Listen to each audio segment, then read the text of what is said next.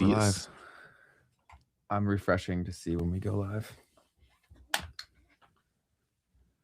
Still don't see. I think we're live. We're live. What's going on, people? How's it going? We are talking about the Manosphere today. We appreciate y'all tuning in. We didn't have the intro today because we're having some technical difficulties. But Keith, how's your day going? The best day of my life, Ben. How are you? Today's an amazing day. Tech difficulties and all. We appreciate all y'all showing up. Today we're talking the Manosphere. So in case any of you didn't see the documentary, which I'm sure many of you haven't, but more and more people probably will. It's pretty recently delivered or released on Netflix. And so the guy named Louis, what's his last name? Theroux. Theroux, yes. So apparently he's a pretty well-known documentaire, and he made a movie all about the Manosphere. So it's this movement that really became a lot bigger, I would say, after COVID, but it's been around or developing in different forms for quite a long time. It's essentially like a male movement, and it got very, very toxic. Even its origins weren't from the best of places, but I think they may have had slightly better intentions from the beginning. But we'll walk through a timeline and explain it all. Yeah, it's past couple of years, I guess, is when it was probably at its peak, and it kind of feels like it's on a little bit of a decline now as a lot of the major influencers have had their moment.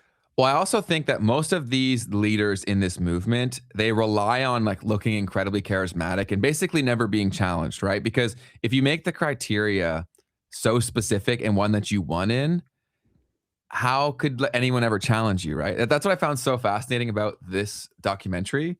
And partially, there are little things that you can do in editing video between sound design and cutting to make things seem more dramatic and create a feeling. And there was definitely that going on here. But it was very interesting to see these like very macho masculine men, essentially by their definition of masculinity, become emasculated from this guy who was clearly no threat. Do you know what I mean? Right. So Louis Theroux has partnered up with Netflix here to create this documentary about the lives of all of these guys and like why they're doing what they're doing, and kind of just uncovering the impact that some of their thoughts and messages have on young people and in the world in general.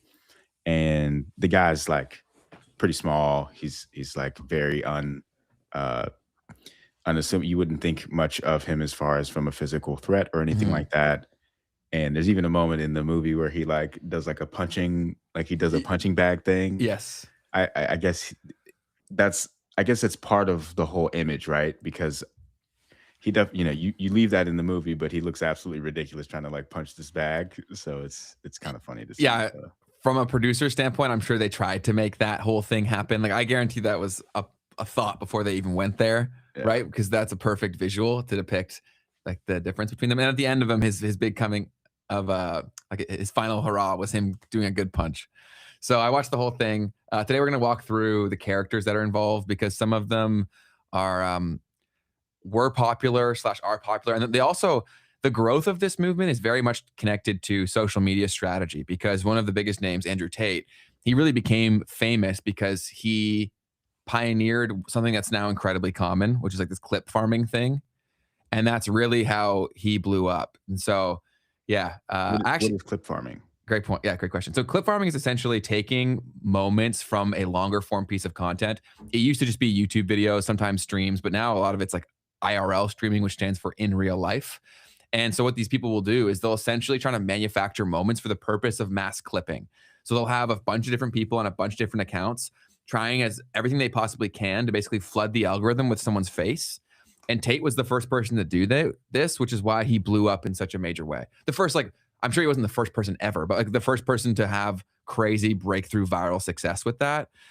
Because the problem with like all these media platforms is that there's no penalty for posting more anymore. Right? Back in the day on Instagram, it actually went too far the other way. It's kind of funny how this killed Instagram. Was back in the day when I was growing theme pages, you could only post a certain amount before you get penalized, because the previous post performance very much dictated the next ones. Right? When they went pure algorithmic feed, you no longer had to worry about fatiguing your followers, because most of your followers weren't seeing every post. Right. So you could just send that shit. And so that's what they did. And You can be masculine without being a d-bag. Yeah, that's kind of the core point we're gonna try to make here, and I think try to explain how everyone got to the place where they got to, and hopefully push it in a more positive direction. But what else did I miss there, Keith? Um, well, yeah. So Andrew Tate, right? The way that they blew up fully was also through like these platforms where you pay people to clip. So like WAP, I believe, is like the major platform where you have a bunch of kids and stuff who are like out there trying to make money, right? Mhm. Yes, yes, yes. And what these influencers will do, and once again, Tate was one of the first ones to really do this at Mhm. scale, is look, I'll pay you a certain amount for every 1,000 views that you get. And so that could be, a dollar for every 1,000 views you get. It could be $5 for every 1,000 views you get. And these people who are just trying to make money online will Mhm. go out and create these theme pages and like run a bunch of your content and like try to their best to just make it as viral as possible. So you've got an army of people who are incentivized to now go out and figure out how to go viral, right? Because Totally. they're going to get paid from you. Yes. The other side of this is that they also had an affiliate program. That's what I was about to say, yeah. Yeah, so, like, for each sale that you make, Yeah. you're also gonna get a percentage of that sale. So I think that was first. Yeah. I think the affiliate program was first, and you could only be part of the affiliate program if you bought into the course. Ah, right, So right. essentially, I made it my most viral TikTok ever was about this exact subject. And I was like, does Top G run a pyramid scheme? And it got like 8 million views before it got taken down by TikTok. Oh, wow. Yeah, it was like the biggest video I've ever had. It may even have been more. And then they took it down. They didn't even tell me they were taking it down. It was just gone. Probably because it was Tate. But it Gotcha. so yeah, how it worked was young kids that wanted to make money would buy into the program. One of the ways of making money was clipping. And the way to make money was becoming an affiliate for their course, which was called The Real World. That's crazy. That's kind of absurd. That's crazy. Yeah. And so there was just these clips everywhere all at once because especially if you're in a country where your dollar is not like the US dollar, you don't need to make that much money to be living a lot better, right? So for these young guys that would have been in all over the world, even if they're making only like $10 a month per person they refer, they could end up making thousands of dollars. And that's life-changing money for them, True. right? Yeah, it's a big fact. So they got them in and go ahead. Bro, it's just crazy, like, that takes me back to my OG days trying to learn how to make money online. I remember I bought a course. I bought a course from this guy, and it was that exact thing. It's like, this is like the OG internet scammer Oh vibe, yeah. where you buy the course and then it's like, I'm going to teach you how to make, $10,000 a month passive income. You buy the course and then the course is how to do what he just did to you. Bro, there's so much of that. There's so much of that. I bought a bunch of courses online, and I would say that once I bought like one or two scam ones, I got pretty good at determining between like bullshit and good ones. Do you know what I'm saying? And then I actually found incredible return on my investment for courses. So I'm not anti-course. I'm Right. anti-course like this, Yeah, yeah, yeah, of right? course. Where it's like Ponzi scheme-esque. Like I'm not saying he's running a Ponzi, but it's definitely got some similar vibes to it. So should we break through like how we got to the ones that people know of now? Yeah, man. Cool. For sure. Okay, so like we said, this is very much like a male movement, and a lot of it stemmed from guys that they were tightly connected to women. And most of the times it was because the guys that were most attracted to this were very either insecure when talking to women or had bad results when talking to women. So they were looking for a strategy or an approach to improve that. And that's really what gave birth to the advent or growth of the pickup culture. So in the 2000s, there was a lot of these guys that would make it their mission to try to pick up girls, right, through these different tactics. And a lot of what we're seeing today, even say with Clavicular, a lot of the social things that he refers to, they really started back then. The book that made it super popular, I actually have it back here. It's called The Game. Oh, It's super fascinating. It's from one of these guys, and he wrote his is it perspective. is it mystery? Yes, yes, yes. Okay, so everybody, this is like the OG pickup artist guy. Okay, and I didn't know he was Canadian. He's Canadian too. I So, didn't even know that. so yeah, he was like the first guy who was like on TV. He had like a TV show Yeah. about so the game on VH1 where he was like going and teaching people, I guess, how to pick up women. Pick up. Yeah, and it was like when I was reading that book, I didn't get all the way through it because I was like, this is crazy. But like the things that they would teach in there. So one of the biggest things with all of this is a lot of it's like a cause and effect issue where they would teach these tactics and they'd think the tactics were what made them have better results with women, but really it was just the confidence that they had something that would work. Mhm. Do you know what I'm saying? And so then a 100%. lot of guys were like, no, man, like you got to follow this exact blueprint. It's like, I think they just want someone who's going to give them attention and hopefully be respectful. You know what I mean? But so 2000s was a big thing there. Dating forums was a big thing. Seduction communities, game cultures with different strategies like peacocking. So you'll notice that what Keith showed you there with Mystery, he had like this big hat and all this crap. So that's called Mhm. peacocking, where Mhm. essentially they would paint their nails at the time too, all this stuff to basically be the one in the room that was like the peacock with the big bright colors. And then they would teach a bunch of different strategy and doing all that. That then evolved into the mid to late 2000s, which was like the blog area and the ideological formation of this movement. So Rollo, what the hell's his name? Rollo Tomasi. Have you heard of him? The Rational Male blog. I have not. That got really popular too. Like he's one of the biggest names in it. I guarantee if you see his face, you'll be like, oh, I've seen that guy before. Right. His name's Rollo Tomasi. He's big in this whole space. And Here's a picture of this guy. yes, that guy. He's the guy with the hat. He's pretty popular, like that guy. Yeah. So he goes on a lot of podcasts. He's really big in the whole like right wing movement stuff. And I've never watched too many of his things, but this is really where the whole development of the red pill or the matrix thing started to get discussed and said out loud, right? And breaking free from the matrix. Right. So the voices that we hear now between Sneeko, Tate, they just parrot that all the time. Matrix. Like that's really where it started to become more popular. I'm not saying he was the first guy to ever do it, but that was like the first one. And his key points, or the point in time with that movement, was the red pill philosophy, which comes from the Matrix, the movie, right? Where you pick the red pill or the blue pill. The blue pill, I think, sends you back to your normal existence, and the red pill, you wake up. Right. So It's like, go ahead. You're good. Go. Well, it's just like blue pill is, ignorance is bliss kind of a vibe. Way better way of saying it. Totally. And then the red pill is the opposite. Like, exactly. You know everything, but your life sucks, or you hate life, whatever kind of thing. Totally. The game was a capitalist manifesto. Yeah, sure. So evolutionary psychology applied to dating. Yeah, so there's a lot of that, right? Where they really went back to like discussing men's roles and female roles and doing so through the lens of acquisition of partner, right? So, and they would, you only have to watch a few videos in this space to see they're all saying like the same, basically 5 to 10 things in different ways, which is most niches are realistically.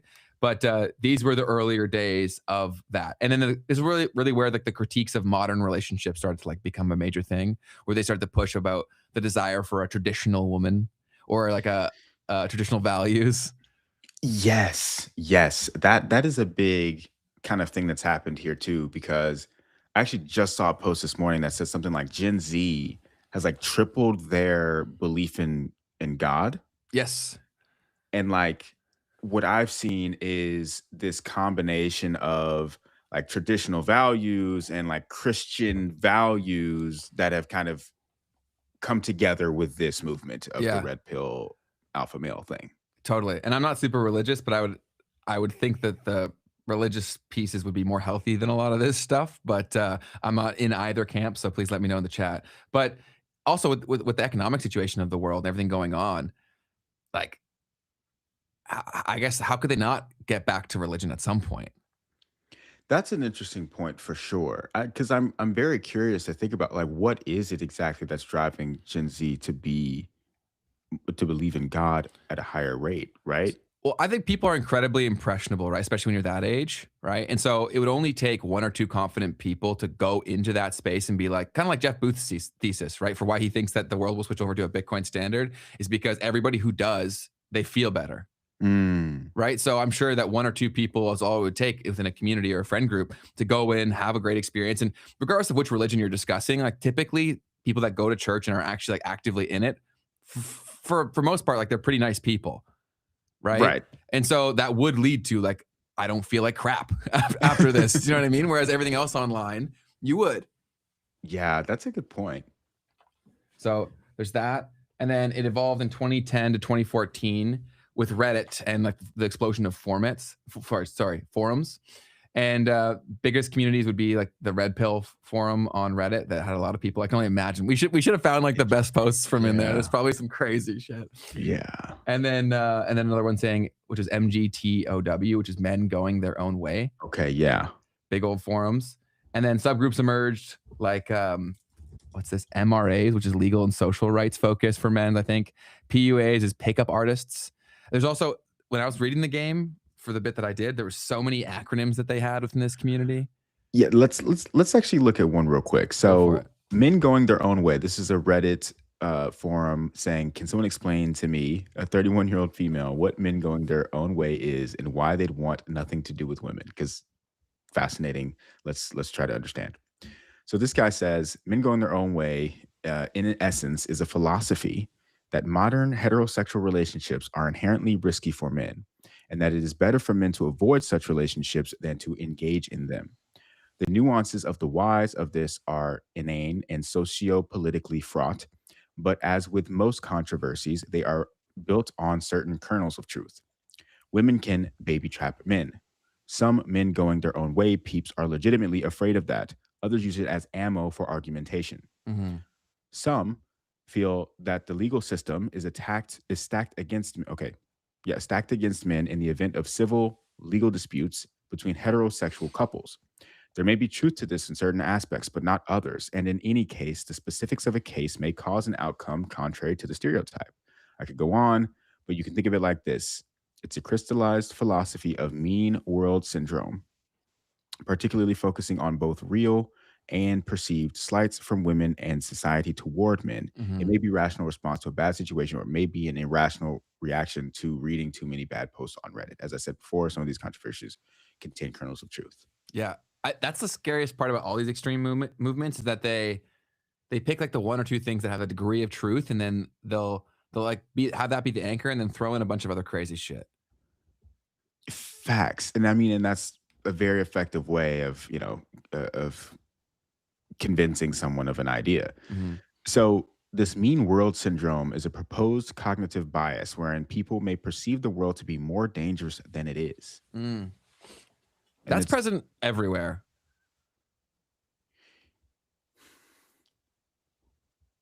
Where else do you see it? I'm saying, like, I think men are like that in terms of the fear of, oh, women's going to screw me over. Most of these guys that are worried about that, they have nothing to screw over in the first place, right?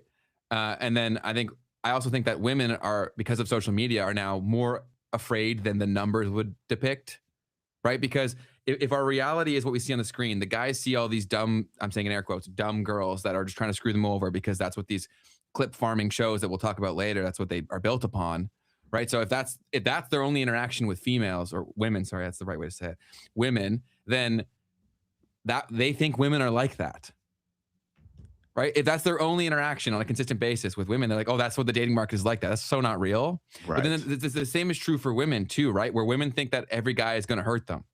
Like there was that trend that was super popular where would you rather be stuck with a man or I think it was a gorilla or a bear, one of the two. And the women overwhelmingly chose the animal.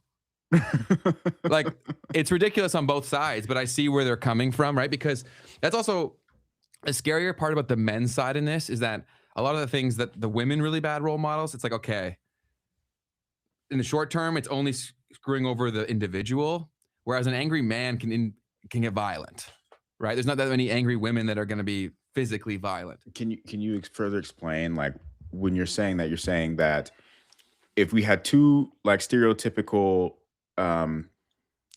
archetypes right now, you've got the OnlyFans girl, yeah, and the red pill guy. Mm-hmm.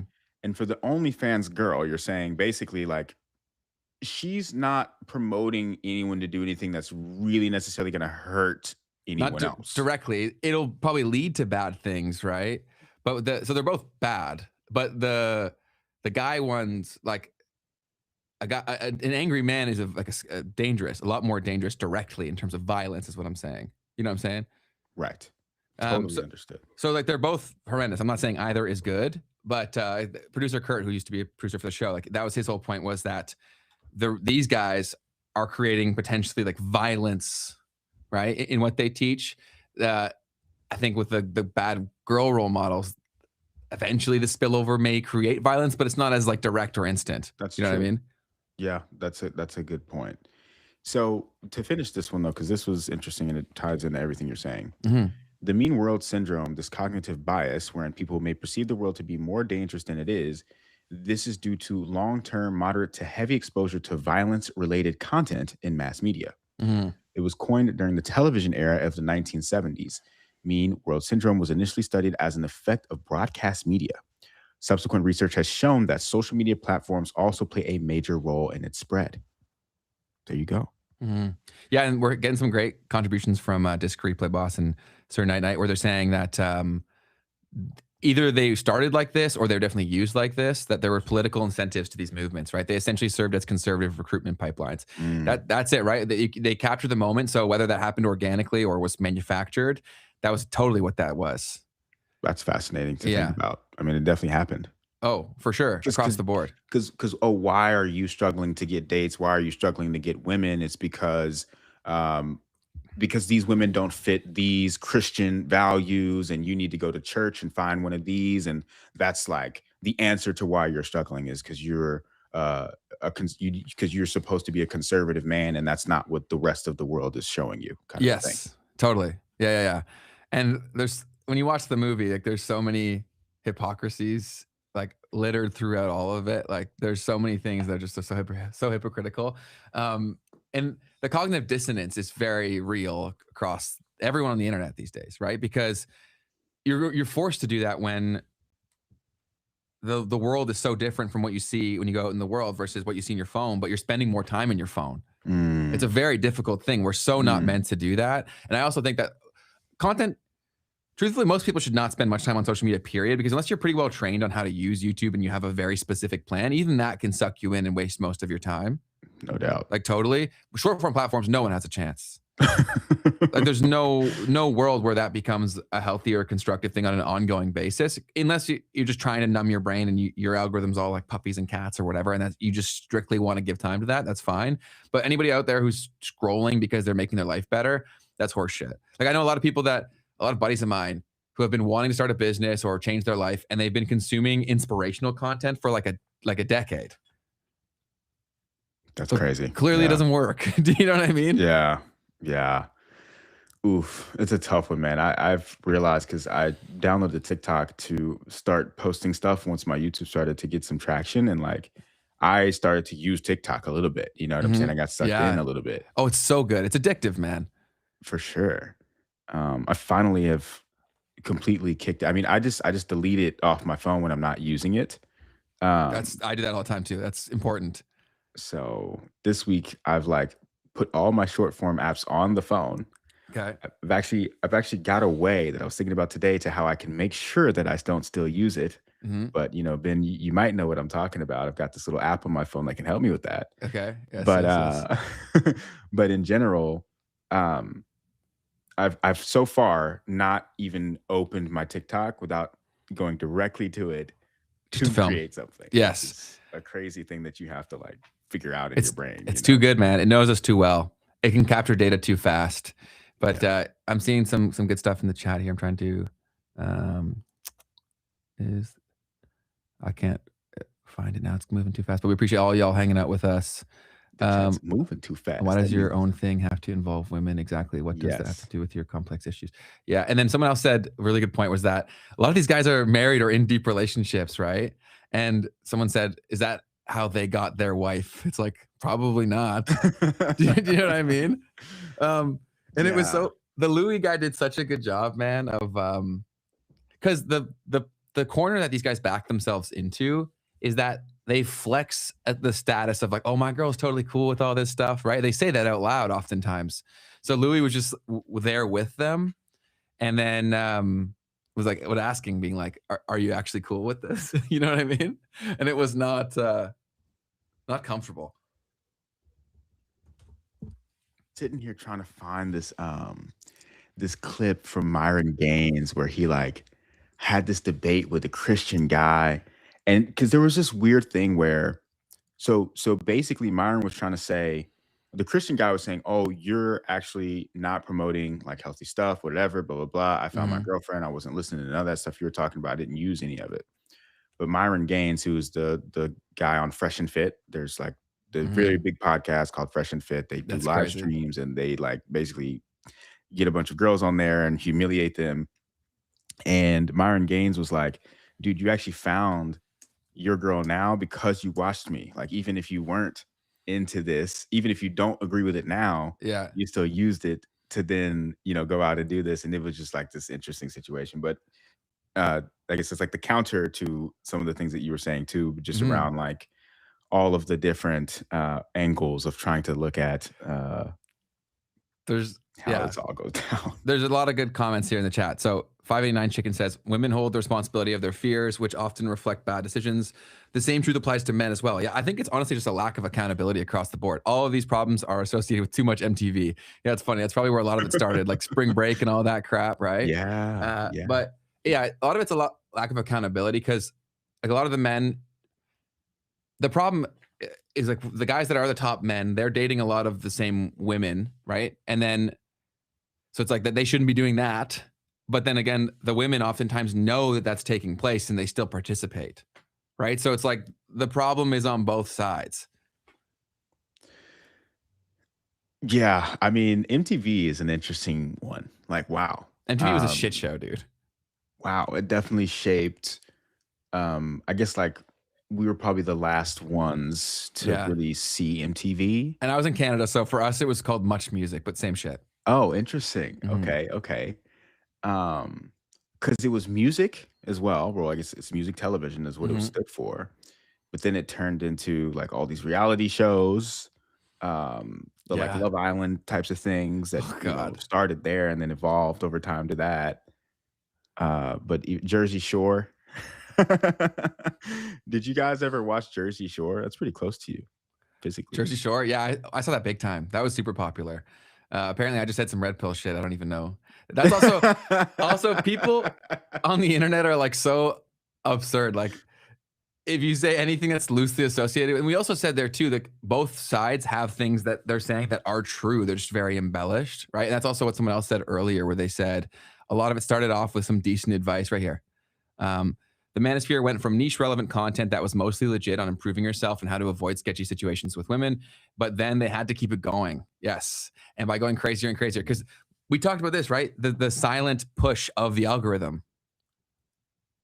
Talk about it. So a lot of these people are byproducts of things I discuss all the time where they believe their beliefs, right? Like they think they're their own, but when there's a feedback loop of incentives where every time they went crazy, they got financially incentivized and rewarded Mm, for it as well as monetarily, they'll just keep going back there because it keeps working. And then 2 years later, they think that was them.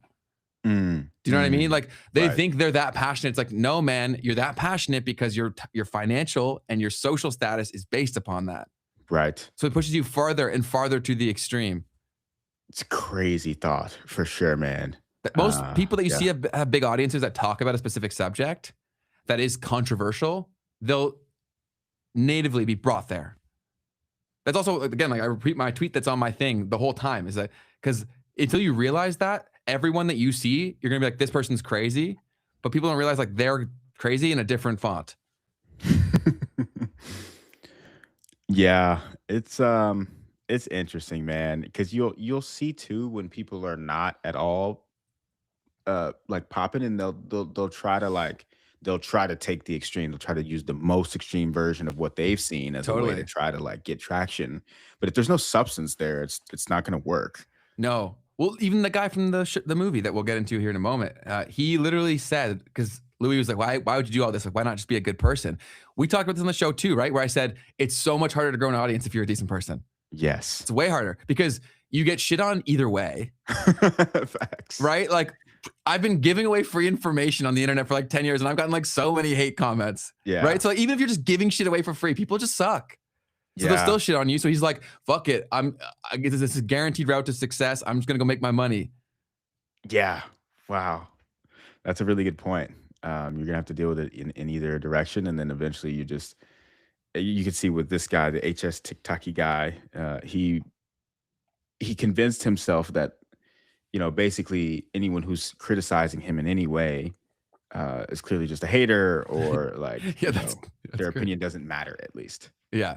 which is ridiculous. Yeah, it's I recommend watching it at some point. It was pretty interesting to see the psychology of these guys. I think the scariest part for me was when they showed the followers of it. Mm, right. Because that was just like that made me sad to see that. Because gotta hate comment X file Yeah, posters. that was awesome. Yeah. You're gonna get that regardless, man. But anybody who's leaving a hate comment for the most part, it's a reflection of them, right? They came to that post angry. For sure. You know what I mean? Especially like what has Keith ever said that's like controversial? You know what I mean? Like if Nothing someone's too getting pissed, crazy. yeah, and that's what I mean. But we'll continue on the timeline to bring us up to the doc, and then we'll go through the doc. So 2014 to 2016, mainstream attention and controversy. So Gamergate, I hadn't heard of this. Overlaps with Manosphere communities. Have any of y'all heard of that in the chat? The media begins covering online misogyny, radicalization concerns, and YouTube and Twitter amplify voices in the space. It becomes more popular. The late 2010s, YouTube and influencer era. So the growth of personalities and content creators discussing masculinity, dating dynamics, social commentary, like a lot of reaction-based stuff with this too. Algorithms help spread content widely. Expansion into fitness, finance, and self-improvement for men. Right? That's how they get you in, man. Is like, okay, yeah, you objectively should focus on improving yourself, but do you have to do that this way, or does it have to have this byproduct? You know what I mean? Yeah, that was the thing that I was thinking about when I was watching the documentary. I'm like, okay, so these young guys like have clearly chosen a path that makes their life better, right? Mhm. Like that's I guess a good end result, right? But the mental gymnastics that they did to do that, Mhm. and then also what about all of the other people that didn't actually take these kinds of actions towards their life that were in between all of that? Got it. So I was thinking to myself, like, okay, is this guy doing something that's just terrible? Well, if this guy is promoting to help people and, make their lives better, then I guess Mhm. that's a good thing. But once again, it's like that's two of the people that we're seeing on this movie. But what about all of the other people that have been impacted by their So messages, and in what way? yes, people don't think about that. They like just think about the dollar in their bank account, right? Oh, for sure. So people are saying for the Gamergate thing, it was like a guess that women weren't involved enough with video games or something like that.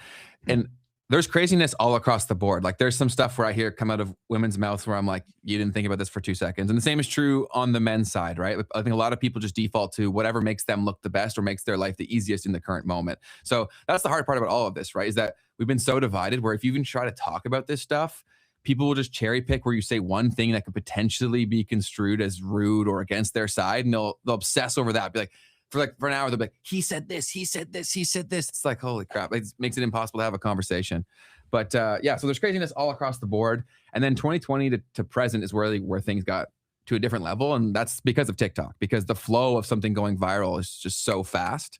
And so because they got this strategy and his clippers so quickly, that it just blew up everywhere. So the explosion of short form content on TikTok and Reels, the podcast ecosystem also grew really big. So the whole Whatever podcast is huge, where they just bring on OnlyFans girls for the most part. And then they'll have some like conservative traditional women there too, to be like the example of like, this is good, this is bad. Talking about whatever. Yeah. And then they'll purposely try to catch them in like gotcha questions and shit like that, or make them look dumb or conceited just for the purpose of clicks, right? So these guys right here, because yeah, this took off, and I guess they don't even are they still doing it? Oh, I okay, think do they live still do it. streams. I'm not sure, but it's like them and Fresh and Fit, very similar concepts. Yeah, I would say the whatever is still crazy. It's also so messed up how they've built a culture where these people will pay for super chats just to like shit on someone. yes, that's probably the most interesting piece. That's psycho. Yeah, because they're basically like they're not really, bro. They're basically promoting the degenerate behavior at that point. Like they're the exact thing that they're talking smack about these girls for doing. 100%, bro. It's like the horseshoe shit with politics. It's the same thing. Yeah, it's literally the same exact thing. It's like you've got these degenerate incel dudes sending $20 to you for you to say some nasty thing to some, And to then another human. they add on like the most juvenile sound effect after it. It's like, Momo Jumbo. You've seen that? They're like, whoa. Yeah. It's so bad. Yeah, they make the women feel bad and then watch their content behind the scenes. It's worse than that in a lot of cases. Sometimes they're making money actively from their content, right? Where what was the main guy from this? The The HS TikToky guy. HS TikToky guy. Yeah. So he had on Bonnie Blue, who became famous for some crazy stuff. And he runs a business in the same sort of space. And he was just like dogging on her, calling her like filth and stuff. It's like, dude, what do you mean? Yeah. I mean, Louis Theroux, he very well pointed out to the guy. So the cool thing about Louis in the movie here is that he does basically confront people in the middle of the thing that they're clearly contradicting themselves about, but in a very clean, cool kind of way. So with HS TikTok is like out at a beach bar, and he's got this young lady with him who I guess is like an OnlyFans model, and clearly is he's probably profiting from her business essentially. And Louis was like, he was talking to the girl. He was like, "So how would you feel if Louis said that he thinks that all OnlyFans models are disgusting?" Mhm. And then she was like, "Oh, I really don't care what anyone else thinks." Da, da, da, da, blah, blah, blah. That's the TikToky guy who said that, right? Yes, It, yeah, the HS Tiki Taki guy. yeah, So yeah, it yeah. was just like he's like, dude, like you've got these people around you, so I'm gonna call it out because they're around you as you're saying the same things about them, right? Which, yeah, It was also crazy to see the precedent of now since they're switching, like this is actually so dystopian and like Black Mirror, where now that IRL and live streaming is becoming such a big thing. Now in real time, because you know, like let's say you'd film a video, you try an idea, and okay, it flop, it didn't work. Now it flops in real time. So now mm, urgency sets in where they're like, oh, people are hopping off the stream, we got to do something crazy. right, So then now they're chasing this all the time, and like they did when they jumped that guy, yeah, who dude, I guess when they were trying to catch a like a pedo or something like that, and they beat him up. yeah. Like they're not the So police. Like, what are you doing? crazy. So there's a scene in the movie where Louis Theroux is like he was it was that same scene actually. He was like on this rooftop bar, and I guess they were just like trying to figure out what they were going to do next, and they apparently had something scheduled where they were going to go and like um confront this guy that was like pulling up on a boat to try and meet someone or Mm, something. We don't know any of the details, right? And then in the middle of this filming that they're doing for the Netflix show, this guy goes on a stream and like goes and confronts this guy at the boat, and like his crew or his people around him who were supporting him or whatever straight up just started jumping the guy. So to the point about like the incitement of violence, you know, the TikToky guy was basically saying, "Look, I didn't actually ask for that. That's not what we were trying to do here."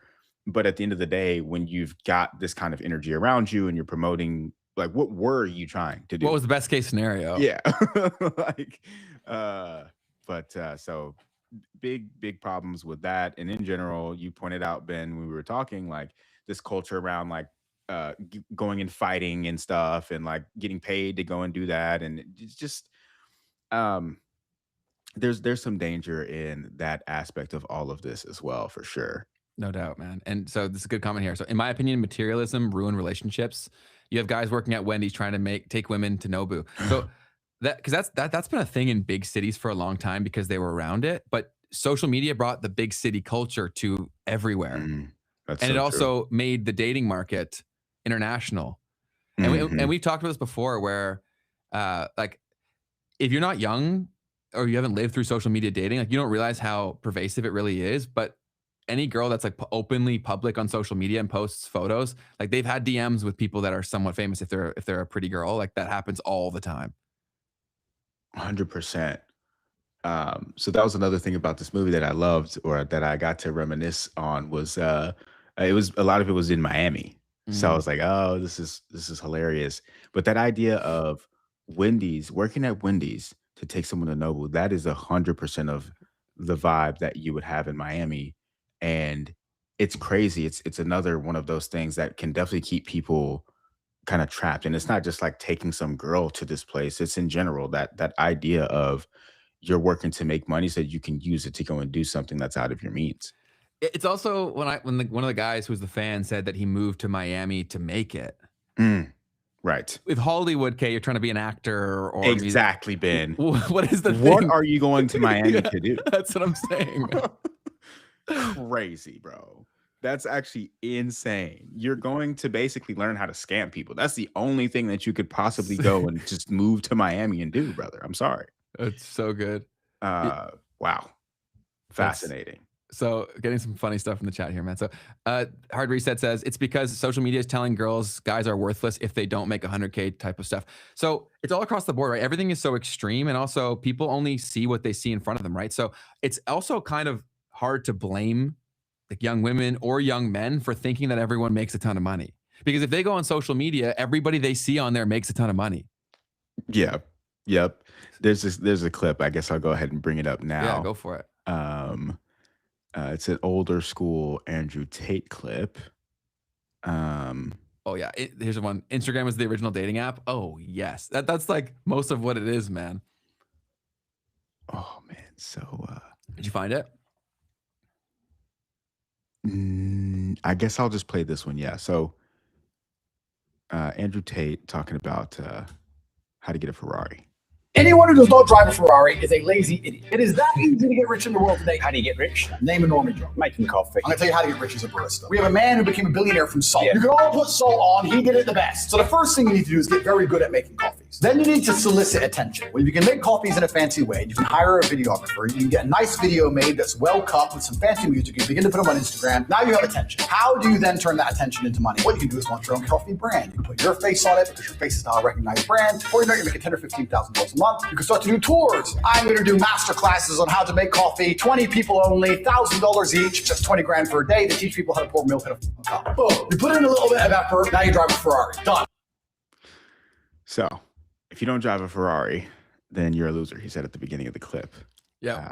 So when someone's that popular, they start to think in terms of hooks, right? And they start to talk in terms of hooks. So they'll say shit that they know is bullshit because they know that that will get you to the point where you hear the stuff that's decent, right? So everything he said after there is not bad advice. Exactly, yeah. Yeah, look, not terrible advice, honestly. Yes, everything that he said after is real. Like you could have done that. It's going to be harder and harder by the day because more people are finally getting pushed to a point where they'll try. But when he was saying that even a few years ago, like not many people were being creators. Like it wasn't that long ago when I was getting roasted for being on social media. Like roasted, dude, by everyone calling me a loser. Like even my parents were like, kind of embarrassed that I was like posting videos on YouTube, right? Like that was very recent. So it's what up, Lucas? How's it going? But yeah, they always think like that. And so the problem is also now, even people that are educated, if they're not educated in the space of the internet where these people are talking, they only know them from clips. Right? So all the people who like hate Andrew Tate, right? Yeah. Almost none of them have actually watched his stuff, which I understand why they wouldn't. But like a lot of these people that are claiming to be experts on things across the internet, they're experts from 60-second clips that have been cut for retention. 100%. Yeah. I love that idea that you said though, of these people learning to just talk in terms of clips, talking in terms of hooks, right? 100% a part of the vibe of Andrew Tate. Like he 100% has mastered that idea. He says it out loud. And even when these guys, and when we do this to a degree, like because we're playing the game of content, but you'll see these guys on like an IRL stream or whatever being like, clip that, right? Because that's the forefront of their brain, which I get it. That's also why our show hasn't popped off yet, is because we haven't thought like that, truthfully. Because I don't want that to be the experience that people get to, like when they get here. I don't want, you know what I'm saying? Sure. We should definitely try to do a little more of that, but yeah, it's crazy. Yeah, there's definitely ways to do it in the news and stuff as well. It makes it a little bit more, natural and real. Yeah, no, 100%. We'll definitely leverage reacting to stuff as a way to do that without being too crazy. So another one right here, this guy was thanking Myron Gaines for telling him that I'm here to thank you, bro. I was sitting at home one day playing the game, saw a video. All I heard was, if you were a man making 25, 30K a year, you're a loser. I ain't got no college degree, but in the past year, I obtained my CDLs. I'm on pace this year to make about 90K. Nice. Let's go. I wouldn't consider that high value, but You're getting there, bro. I really just want to come here to tell you thank you, bro. No, thank you, bro. The relationship advice, how to deal with women, holding yourself accountable as a man. I needed to hear that, so it was really like words from a big brother. I just want to come and thank you. Thank you, brother. I appreciate that. Thank you so much. And guys like you are why I do what I do. That's why I do what I do right there. That's definitely cherry picking, but the high value man thing's also a big fucking thing that they repeat all the time. Yes. That's a good thing to do, is to like, what are the sayings and things that are just being rattled off without any actual thought about what that may mean or what the implications of that are. And so that was So also really made popular through the female delusion calculator thing, right? Because they okay, had yeah, yeah, they yeah. had a spreading mechanism of this website that was called the Wow. female delusion, and that was a very powerful thing. So also, guys, like, and we're gonna do this too. Actually, I was meaning to send this to you, but I'll just say it out loud. We should think of ways in which we can build software products that amplify our message that get used beyond us. I absolutely love it. Do you get what I'm saying? And Yep. so they actually took this. So someone made the female delusion calendar, which is at igotstandardsbro.com. And basically you put in your criteria. I'll try to share my screen, but then they've since copied this, Fresh and Fit did. Okay. So Okay. they Yeah. made their own, but this was the OG one. Can you see my screen? Yep. Cool. So people would go around and basically talk to women and be like, because it's also a really unfair thing to do to women, because I'm sure that they've not really thought about how much does their dream partner need to make. Do you know what I mean? Like, I'm sure most women have not been like, he needs to make exactly this money, but then when you're put in terms on the spot, you have to say a number, right? Right. So you go through and you have to say your age. So let's say they want someone who's 28 to 40 and isn't married, any color, their height, let's say, how tall? 6 foot, I think is good. 6 foot. That's That's a big number that gets thrown around because of dating Yeah. apps. Exclude obese. Yeah. You're at 5'11" right now. Oh, my bad. That was close. 5'12". Minimum income, how much? Oh man, I'd say at least 150K. Okay. And then it tells you how many of those people actually exist. So 0.26. So according to statistical data, the probability a guy of the US male population ages 28 to 40 meets your standards is 0.26%. So the delusion score of 4 that's so fucked. Cat enthusiast. So that's like another thing that went very popular, and they've since cut. Let's do 100K. Let's do 100K. Sure. Oh, how do I go back? I guess a new search. Oh, my ads. This is how they're making money. Man. So 100K. 100K. yeah. Okay, let's see. Triples it though. Yeah. But wow. That's so interesting though. I cannot lie. That's super interesting. Well, especially in the States, man. Like, the wages are not, like, I guess here they're not that high either, but it's because our dollar is way worse than you guys. But there's not that many people that are making 6 figures, man. Way less than people think. And what I was gonna say, I'm like, so that's US males. Like, so then expand that out. If we're talking about the US dollar baseline, right, then people are not making anywhere near that around the world, bro.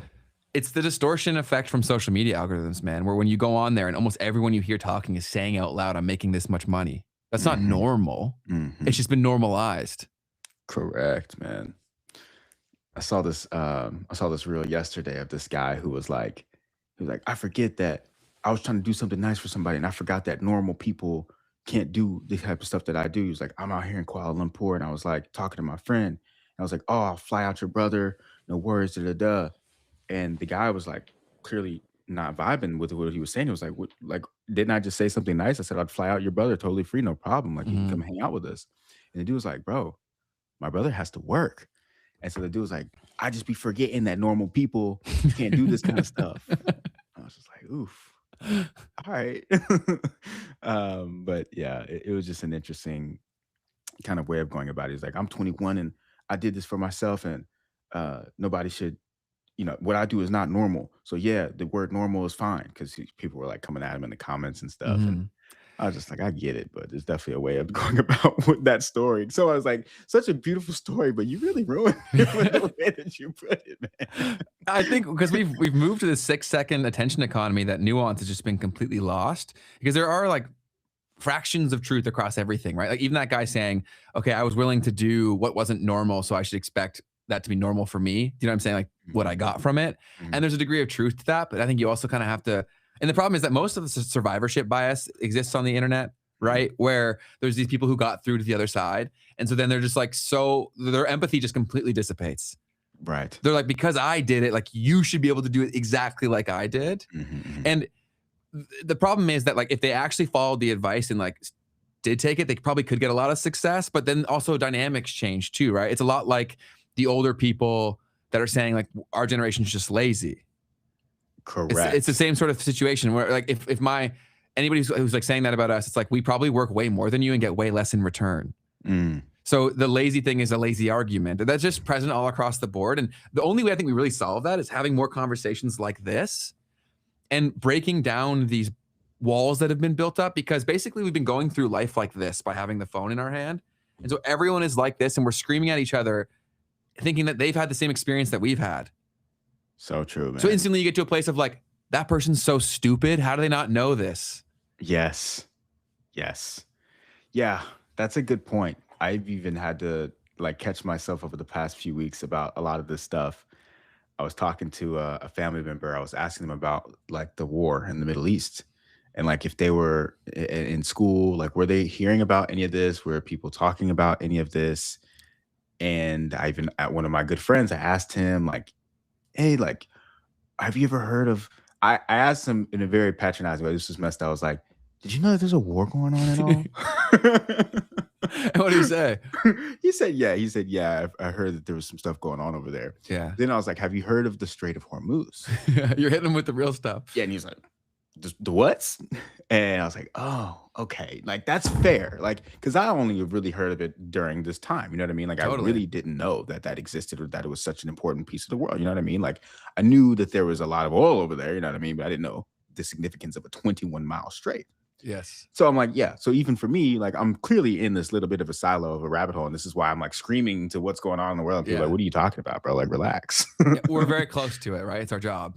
Yeah. So I think that's a big thing that always, that's what we're going to try to do, is to stay sane in running a show like this, is just to have people from all over on this joint. Because a lot of times people get that confirmation bias by having the same individuals, right? Like the same individuals in terms of who they hate and who they like. Right? Like they look no further than Fresh and Fit. All of the male guests are basically the same thing, copy paste. All of the female guests are very similar too, for the most part. 100%. And then I did see this thing from RT. They were talking about the spring breakers right now. Did you see that one going around on Twitter? No. I'll pull it up real quick because I guess it would be close to spring break right now, right? Yeah, it's spring break. And so they were basically like going up and asking people about if they had heard about any of this stuff as well. And I mean, you know, these are college kids and it's that time of year. No one really cares and whatnot. A lot like what happened in 2020, right? I was a part of that same kind of crowd. I mean, we had heard about the public health crisis, but we were still out and about. But anyways, I couldn't find it. So, but it's a really fascinating idea to think that we're constantly just in these rabbit holes of whatever it is that the algorithm is feeding to us. And then that ended up being really impactful in our daily lives. Bro, you know? I was also thinking about this, that the biggest talking heads in the world right now, like their job hasn't been to study different social algorithms, right? Their job has been to get as many views as possible. So a lot of these people that are spreading the message of like, oh, we're revealing the truth, a lot of them are in echo chambers and they don't even realize it. So like they're telling their version of the truth, but their version of the truth is about like this wide. Right. You saw that in the movie, 100%. Oh, yeah. They're just repeating the talking points, not actually questioning or trying to make sense of the things that they're saying. Just, this is what it is. And because everyone else around me believes that and is saying it too, it's just good. So do you want to start getting into the reactions of the main guys and walking through who was in it? Yeah, man. So let's start off with this HS Tiki Taki guy. Yeah. He was the first. He was probably the main character. The main character. Yeah. So this guy right here, his name was Harrison or something. He's got some followers here on Instagram. I was shocked by his age, man. They said he's only 23. I thought he was a lot older. Dude, and so that to me also made it make so much more sense. I'm like, this guy's a freaking kid, man. And young men are some of the dumbest things on the planet, dude. I can say that because I was one. You know what I mean? Like 100%. And so there's been this whole viral thing that's happened off of this guy in particular, because he also went on Piers Morgan. So Piers Morgan, how would you describe Piers Morgan at all? As traditional, I would say he's like the classic traditional media guy. Like he's been famous for a very long time. Yes. So from the UK Brit guy, big broadcaster. I'm trying to find some images, you know, you guys know who he is. And he had this HS Tiki Taki guy on. He's been having all of them on. Oh, really? Yeah, he had Clavicular on there too. Oh, interesting. Yeah, and Interesting. Clivic like roasted him and then did the sound effect from all these stupid streams. So it was like he roasted him and then he was like, it was so stupid. But go ahead, sorry. no. So I'll show you what he said on this one, because so he got on this guy's show, and Piers Morgan was trying to kind of like hear the guy out a little bit, see what he had to say, and this is how it went down. You, sir, I don't mind that. You make yourself look like an idiot every single day when your wife is at home posting pictures that you're out and she wants to get used like a toy by a big black man who is cleaning her car. Is that why you have a problem with me? Is that why you're pushing this homophobic narrative? Because I'm the big black man that shagged your wife while you are on holiday. Okay? We can all have a push and a shove, sir. Let's go back to talking about the documentary and less of the homophobia. Do you know what? Here's what I think about you. I watched the documentary. I think you're a fucking idiot. I think you're a sexist, misogynist, homophobic twerp who got exposed in a global way by Netflix, by Louis Theroux, for what you are. You're a little half-wit, and you'll make your little followers don't get rattled. A little laugh Don't get and everything rattled. else. But I don't see any point wasting. There's no point me wasting my time talking to you. Is there? What's the point? Exactly. Then why do you have him on? You know what? Let's chill it down then, because what I just said, there's 50 more things that we can have a stupid back and forth and try and one up each other. Care. I don't just care talk about to your me silly normally. insults. Talk to me normally. Talk to me normally. I don't care about your silly insults. But what do you mean you don't care? What do you mean you don't care? What I said is facts. I have a picture of it. I can flip it around and show you right now. I couldn't care less about your silly little insults. It's like a 2-year-old. Why would I care? A 2-year-old? A 2-year-old? Listen, sir, I don't know why you come on and you talk like you're holier than thou. As soon as you're away, all right, who's this? Applications are open. All right, let's just that's your ting, bro. That's your girl. Let's end this, please. Cooked. You know what? I'm not doing this. Sorry, guys. It's pointless. What did they think was going to happen, though? No idea. No idea. But wow. Yes, this was on live television. Crazy. It's absurd. And again, so the problem with a lot of this, why it gets so messed up and why people will get so much will get lost in translation is that, and I think Mark Andreessen said this, that like the best content performs platform specific, right? So like it's designed for the platform in which it's going to be consumed. And so now this guy who's a streamer / like clipper guy, he's going into a live TV thing from that lens. Right. So there's no positive outcome from that. There's literally none, man. So like in some of the stuff that he was saying had some merit. So I wanted to show this quick little bit from this lady kind of exposing some of this back-end drama with Piers Morgan and his wife. Wait, what? Go ahead. Men who are washing her car that look like me. Let's get into that post. There was a picture. This was a picture that she had on her social media, and it's a picture of a guy in a Speedo washing her car. And the caption says, "When the husband's away, Mr. Suds come to play." Then she put hashtag you missed a spot. Is that real? Hashtag It's real, bro. everyday sexism. Hashtag not an object. Hashtag but I want to be. Want to be married. Literally, I agree with Carlton here. What in the world is going on? Reading Lenny's brilliant memoir and thinking back to a sunny Saturday in Paris, he'd taken a 3-year vow of abstinence at the time. Shame. So there's tons of these examples of her kind of going out and doing this. So only point really is that Piers Morgan probably should have really thought through the strategies before he had this guy on the show, but that guy went straight for it. So, but that was obviously he was going to try to do that. He did that with Louis too. He tried to say that he was on the list and stuff. Yes. Yeah. So that was another interesting piece that he did bring up throughout the movie was, so HS TikToky was saying, look, dude, I'm always live, right? Got my live camera here, live camera there. I don't need to be edited out, right? No one controls me. I can say whatever I want, kind of thing, And here you are with your cameras, and you guys, you don't like this because I can just say whatever, but you guys are going to try to edit me out. Mm-hmm. So anyways, that was another piece of the But authentic and wrong is still wrong. No doubt. You know what I mean? Like, like as humans, we have the propensity to overcompensate everything. So if like something's over here, we don't come here. We go all the way to the other end. And we're like, that's the solution. You know what I mean? 100%. What do you got? Yeah, you guys are funny. Yeah, the chat's hilarious, man. That's why I'm paying attention because everyone's so funny. Yeah, so that was just TikToky. Yeah. Let me see real quick. So there's a little bit more from him because basically he's kind of the epitome of some of the issues as well. So let me pull up a few more clips from this guy real quick. So this is him and his mom and Louis Theroux at a lunch or something.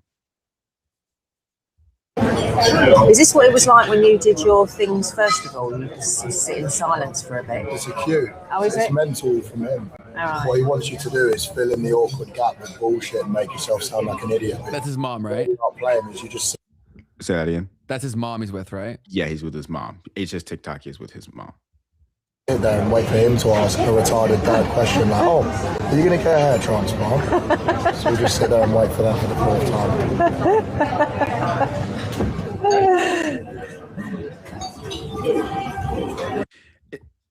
And so what I've realized is that the entire time that they're doing this, he is filming live, or he's doing his live streams, right? So you're kind of always getting the behind the scenes. So you can see the origin. Yes, of what was happening on the actual documentary. Yeah, and that definitely is helpful because with editing, you can make things seem very different from how they actually took place. But I don't get why Piers had him on. Like, I don't see how that could ever be good for Piers.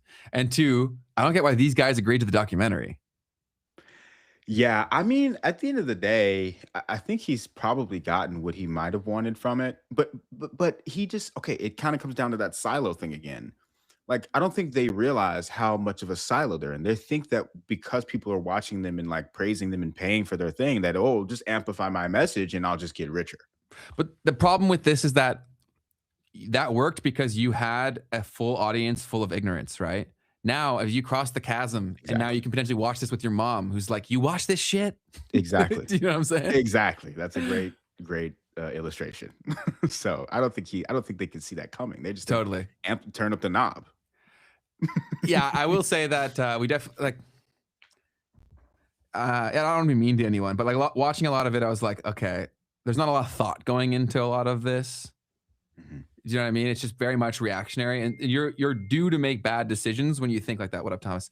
You're bound to make horrible decisions. Like he crashed the car and stuff too, right? Like, and then I think he since got he did get arrested for going back, right? For a little bit. Yeah, because he was basically on the run throughout the filming of this thing. Like he left the country when he had a pending situation, mm-hmm. And then so when he went back to the UK, he apparently was arrested after that. Got it. But dang, what was that piece? Yeah, so there was one other thing I was gonna say about that, but I'm losing it. So you're good. And then who else was in it? There was Sneeko was in it, right? Yes, Sneeko was in it a little bit. Sneeko was in it the least, it seemed like. Yeah. And then probably because go ahead. Yeah, he realized, he was like, no, I don't want to do this. He's also not really in the Manosphere as much. He was, but I think he changes his tune a lot more. Yeah. Than those guys. So Sneeko used that movement, right, to grow. Is basically what he did. Totally. And who else was on it? The guy with the red hair. Stephen Waller or something? Robert Waller? Oh, Justin Waller. Waller. So Justin Waller is another one of the big people, and he's got some interesting takes we'll pull up from him. Oh, yeah, and Myron was on there too. Yep. So Justin Waller is this guy who basically started a construction company when he was young. I guess was pretty successful with it, and then he started to go out and teach people how he was doing it, or help them to make their lives better in some sort of a way. He's had a couple of interesting takes that I thought would be worth sharing. Sure. So let me go ahead and get this one going. This is a little bit outside of the normal realm of Manosphere, but let's hear it. Conversation with Steven Seagal last time I was in Dubai. And Steven told me first couple hours of school, those boys learn jab cross for like 2 years straight before they even throw a hook in PE. Jab cross. The kids are boxing in school as a part of their regimen. Russia's not fucking around. China's not fucking around. Nobody in BRICS is messing around. You think those Brazilian kids aren't learning jiu-jitsu every day? Meanwhile, they're allowing American young men to have TikToks and get their brain polluted and telling them that, they might or might not be a boy. I'll tell you what Putin's doing. That's a fascinating psychology experiment in real time going on in the world, right? I guess it constantly has been with the different approaches to systems, and with how things have gotten now. It's like what they're saying is right in terms of China and Russia. There's a lot more respect for authority because they enforce it, right? Mm-hmm. So, but then also that does stifle creativity too, because it puts down one way of thinking. So yes, things can get super crazy like they are in the States, but you'll also get crazy innovative ideas in the States that you would not get in China or Russia. That's an interesting thought, for sure. For sure. That clip made me laugh. He said, you don't think those Brazilian kids are doing jiu-jitsu every day? I'm like, I don't know about that, bro. Like, I don't think that's how it's going down in Brazil, bro. But fair enough. Yeah, and there's a lot of that, especially as of late. A lot of the warfare between powers is psychological too, right? Where I don't think it's a coincidence that short form social media has had such an impact on the West the way that it has. Yes. One of the interesting takes from Justin Waller as well, it's not just a take, but I guess how he lives his life is, and it came up in the show, and this was also for Myron Gaines. It was like this, he had a wife kind of thing. They weren't married, but they had 2 kids for Justin Waller. And it's an open relationship from his side, but not from her side. Mm-hmm. And they had this conversation with them about it, right? His definitely seemed a little bit more stable. But then with Myron Gaines, he was like, he basically brought it up in front of Myron Gaines' girlfriend at the time. Like, how do you really feel about this situation? And the girl was kind of like a little bit uncomfortable. And he was kind of calling it out in the middle of the conversation. Like, do you think that she's really happy with this? Like, don't you think that she would prefer that it's not like this? And then he's like, no, she's fine. Was Myron's thing. And then at the end, they were like, by the way, they're separated now. Yeah, you could tell she's uncomfortable, right? Which is like, hey, do whatever you want to do if it's what you both actually want to do. But if it's not, then that'll create some problems for sure. But is there any other Myron videos that you want to show? Or sorry, Justin? Yeah, one other take from Justin. I thought this was an interesting one. So let me refresh. Blue collar guys. I have this campaign out right now. It's called Buy a Man Beer. And basically what it is if you see a guy buying his lunch, like cover it for him. We live in a world where guys that go on YouTube, they get idolized. But the guys that build this country don't get the respect they deserve, man. When I walk down the street in Miami and I see those guys in those hard hats and they're sweating and they've been at work all day, they're really risking their lives in a lot of ways, especially in these high rises. There's nothing to catch you if you fall. It's concrete. That's what's going to catch you. And these guys build the world. Everything in this room right now is because some guy woke up and put a tool belt on. And I just refuse to overlook that. I want to promote blue. What do you think of that, Ben? I think the thought process is right. Like, I do think that people that have very important jobs aren't treated socially the way that they probably should be. But I feel like besides his job, all of his presence for the most part is kind of pushing the opposite. There was one point in the movie where he was on his balcony with Louis Theroux, and he was making a similar kind of a point. He was like, look around, man. You see all this stuff? All this stuff was built by men. Every single thing that you see right now was built by men. He's like, we can't possibly prove that. He's like, it's a fact or something like that. I was like, I don't know why you would stand on that one so hard. Like, I don't know about that, bro. But yeah, anyways, I thought that was he was in it for a bit, and at first he didn't want his wife and kids in it, and then later he decided to add them in. Maybe he's rebranding himself as a family man now or something, right? And he wanted her to be famous. Yeah, that was a weird piece of the whole thing as well, where he was like, oh, I'm a man, protect my family, right? Yeah. And then they were on there. Yeah. But yeah, those are some of the main things that I had. I mean, there's other like kind of ancillary characters. You've got like Aiden Ross, kind of in a way. He like attaches himself to everything. That's why he's so popular, is that he'll just jump on whatever is currently popular. And he does a pretty good job of being associated, but it not being his main thing. So when it gets taken down, he doesn't get fully taken down too. Myron Gaines, did you show clips of him? Did we already show those? I did one. There's another one that I could show as well. Let me see real quick. Yep.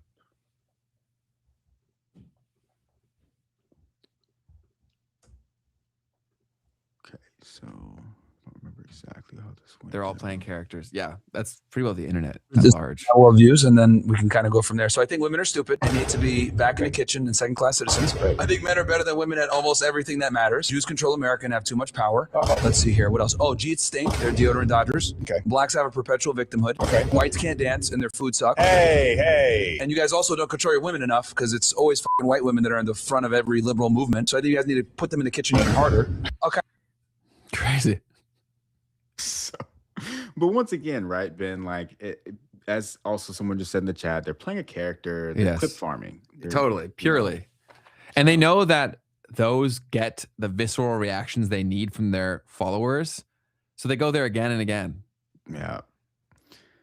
So yeah, that was a really good example of that. And in general, you could see on the show when he was talking to Myron behind the scenes, like he doesn't believe a lot of that stuff that he's saying and that he's doing, not. Man. It's very clear. Oh, 110%. The way that he was like, the way that he acts like he talks to women, and then the way that you saw him like talk to his girlfriend, he was like, "Oh, by the way, could you help me clean up my room a little bit? Like, could you clean up in there?" You know what I'm saying? It's like, bro, this dude's interesting. No, there's a lot of that. And then he went to the podcast studio and the chat was roasting Louis for having an opinion. And then he tried to go speak to the lady who books the guests. And very quickly they were like, you can't talk to them. I do feel like if Fresh and Fit doesn't modernize their approach in a very big way, I think they'll become irrelevant. I mean, they've already fallen off in a massive way. Because these people, that's also why guys, like, I know the world is super messed up, but no one is actually as committed to their thoughts and opinions as you think they are. Because they got there through this bullshit too. Right. So like they can change just as fast. 100%, man. Yeah.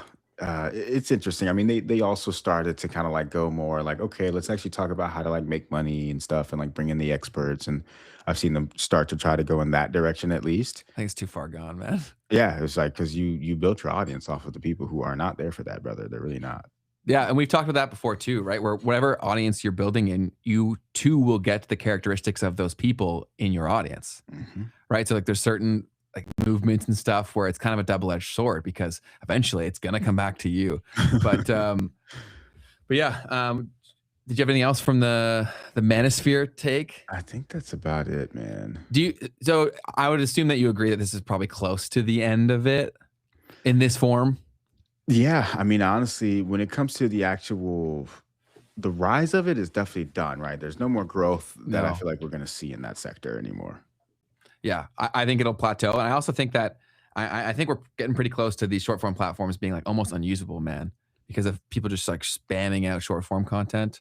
So I do think people will shift their consumption patterns eventually, because they'll be tired of everything being an ad, and they'll probably shift their way to content like this. And then Thomas says, "Mans just need a little love." Yeah, that's a recurring theme, right? They're filling some sort of void. And ironically, the guys preaching how to be confident are the least confident. Right. You wouldn't be that reactionary if you were confident. Right? Confidence is someone who doesn't feel the need to change their state for something that someone else said. Right. You wouldn't feel the need to match them where they are, because you're like, I'm cool here. Exactly. So for HS Tiki Taki, he brought this up in the film. He basically took the guy to go meet up with his father at some point, because his father, I guess, wasn't around. And so it was this awkward moment of him, I guess, reconnecting with his father and them not really being close at all. And so it kind of, paints the picture of why. And guys don't really explore the hard parts about their situation very much. Right. So then whatever they react to basically owns them, and they don't realize where it's coming from or potentially how it may have impacted them. There was a line in there where HS Tiki Taki said, yeah, I might have some trauma, but if so, it's all subconscious. It's Yeah. like, it's kind of what trauma is, brother. That's that's the whole thing, right? And like forgiveness is an important thing for themselves too, or everyone in it, because eventually you got to break the cycle. But I think what they're doing is the complete opposite. It's like they're even acknowledging they're doing something bad, but they're like the ends justifies the means kind of deal. Exactly. And that's a horrible precedent. It was so wild to see that part of it because, you know, like you said, Louis Theroux was like, okay, so you could do something good, right? And he was like, well, I don't care. I just want to make money. Like, it's the only thing that matters is money, living a good life, and I'm taken care of, this and that. And he was very emphatic. Like, that was his motto. Yeah. Right. Like, I don't care. I just want to make money, have a good life, be healthy. It's like, okay. With what like I said this very early on in the show, if you want to be a piece of shit, it's way easier to make money. It's like crime season right now on the internet. And even with these apps that I send to you, man, I'm like, I know a little bit about the laws because I've been working in software for a long time. So I know what is allowed versus what isn't. I see laws getting broken like every day, like literally every day. And it's like, it just sucks because I've tried to follow all the rules and do things the right way. And if I wanted to be a piece of shit way earlier in the internet, I could have made way more money. Right. But I figured that eventually we would get to this place, right? Where eventually you got to pay the price and like people will see who you are, right? I'd rather not rip through screwing people's lives over, because eventually, like, even if they do change these guys, right? And these guys, they find whatever they need to find confidence and be better people. Like, people don't forget. Oh no. Oh yeah, for sure. I mean, you know, these guys, like, I think that's another thing. People are kids. Some of them, I mean, this HS Tiki-Taki guy is literally he's a child. years old. Yeah. So it's like, wow, you know, he'll improve and he'll change. And, totally. I couldn't imagine having that kind of fame and wealth that young. Right. That's not good for the brain. No. It's like you put a kid as a king, you know. It's like, what's going to happen to that kid? He's going to be terrible. He'll be the worst king ever. There was this study that I saw that came out, and listen, I haven't fully dug into this. I haven't seen the researchers respond and all of that. But there was something that came out that was like, people, when they get power, their IQ drops, essentially. When they get what, sorry? When they get power. When people power. into positions of power, their IQ drops. Got it. Because they stop critically thinking. Complacency. And they stop getting questioned about the things that they're doing. Look everywhere, right? We're seeing that on display all over the place, right? So it's a fascinating thought. And Sir Night has a very good point here. I'm trying to think who actually preaches a healthy message of masculinity. Not a lot. Prof G does a decent job. Like, whether you agree with him politically or not, I think he does a pretty good job. Yeah. Who else comes to mind? He's done a good job with his branding. Well, he had to. He coined himself as like the guy who was helping young men, right? Yeah, I think that's a good example. There's definitely people out there, but it's tough. There was, you know, once again, people just taking advantage of what was cool. I've seen some travel guys that can do it pretty good. Who's the travel guy that comes to mind for you? Because I have a guy. I'm trying to think of his name. I don't actually know his name, but he lives in South America and he works out. He's like a pro. He was like an ex-pro basketball player, and I haven't watched all of his stuff. You know what I mean? But his thing is like, become a Renaissance man is in his eyes, kind of the direction, that's another big trend, is like study the humanities. Like, I even saw this university a couple of years ago that's like, or it's a college rather, it's not a university. That's just like its own like independent thing, and it's probably doing very well because there's just like fascination with like studying the humanities and being able to like know about history and literature. And that's super cool. And so this guy's kind of like on that side of it, and like language as well. So do you know the name of this channel? I don't, man. I'd have to like search for it. Share it next episode. Yeah, but I got a guy who I love watching his stuff, and I don't know if masculinity is the appropriate term here, but definitely just like being a nice person for the most part. Mike OK, have you ever heard of his stuff? Yeah, bro. What I love about his stuff so much is he goes to places where no one would ever go, and just shows the people that oftentimes in this part of the world you're like told to hate these people, and then you see these videos and they're helping them out all the time, right? Like, that's a really cool thing. So he's one of my favorite YouTubers out there. So I've also DM'd him. So if you ever see this, Mike, we want to have you on the pod.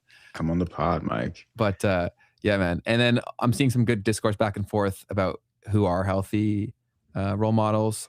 I saw someone say Jordan Peterson. Yeah, he's become very political. So I think that, and he also has a lot of health problems and I think psychological problems of his own that he deals with, which so that makes it harder to. Go ahead. Sorry, I just had some play in my ear. You're good. You're good. David, go ahead. What was interesting is when I was looking up some of the red pill people, Jordan Peterson was like one of the top people on the list. Well, he's a lot of their like role models. So, like he came before a lot of these guys. Fair. So he was basically like who motivated these guys to do their thing. Wow. Interesting, dude. So I thought of it that way. Another guy, people say, ooh, Marquette Cool. I've never heard of that. I know who you're talking about. Marquette's a little bit out there, bro. Yeah. Professor Jang, we actually had a clip from him. I don't know about him anymore with that clip. Maybe he was joking, but it definitely was weird. Yeah. That was crazy. So we'll play that later. I don't know. When I saw that, I'm like, oh, okay. I don't know about you anymore. But I'd still love to have him on. I'd love to talk about it because I'm sure he would say he was joking. But who else is on here? David Goggins. I think Goggins is great in a lot of ways. I think he's awesome, and what he would say would work in a lot of cases. But I think there's some stuff in there that would be overlooked with his methodology and his approach to life, right? Of just like keep working harder. Yeah. I've actually never consumed any of his stuff. I've only seen, just like the motivational clip version of him. So I don't know his story. I know he had a book out there and stuff that's probably very solid. I don't know, man. Like for me, like for instance, it's like you probably are physically capable of running 100 miles at a time, right? Like, any human you're referring to, or what do you mean? Yeah, just imagining, right? Let's imagine. I don't know what the physical limit of the human body would be, but let's imagine you could run for 100 miles. Like, to what extent is that actually going to help you? Yeah, it's a lot like Sir Night says. I would not call Goggins healthy. Decent guy though. Yeah. If I said healthy, I didn't. Poor choice of words, I guess. Just like there's stuff that you could take from it, and I think that there's less bad than in other places. Is what I would probably try to say. Versus most of these red pill kind of movements, and I wouldn't say he even considers himself in that. Oh no, and I guess it's just so interesting because we all have different personalities. You know what I mean? So like, Ben, you don't really need to. You're not gonna like sit there and listen to a bunch of motivational talks, right, all day. Like you're gonna do the stuff, and then but for some people, or depending also where you are at in your life, like there's times where I would watch that stuff as a kid. You know what I'm saying? And Totally. so it's like certain things will push people in a direction or pull people in a direction that might be helpful for them. And then it just comes down to like, okay, but where do you take it from there? And I think that's where. That's honestly what I've found the most consistent thing is for improvement is that's like the whole game is knowing where you are and sourcing what you need at that given time. Right. That's the whole thing with all this is this nuance is the recurring thing. Right. And I've showed this before, but it's true. Absorb what is useful, discard what is useless, and add what is specifically your own. I think that very little of all of that is going on the internet. Right. It's very interesting to see you guys talking about who you watch in the comments.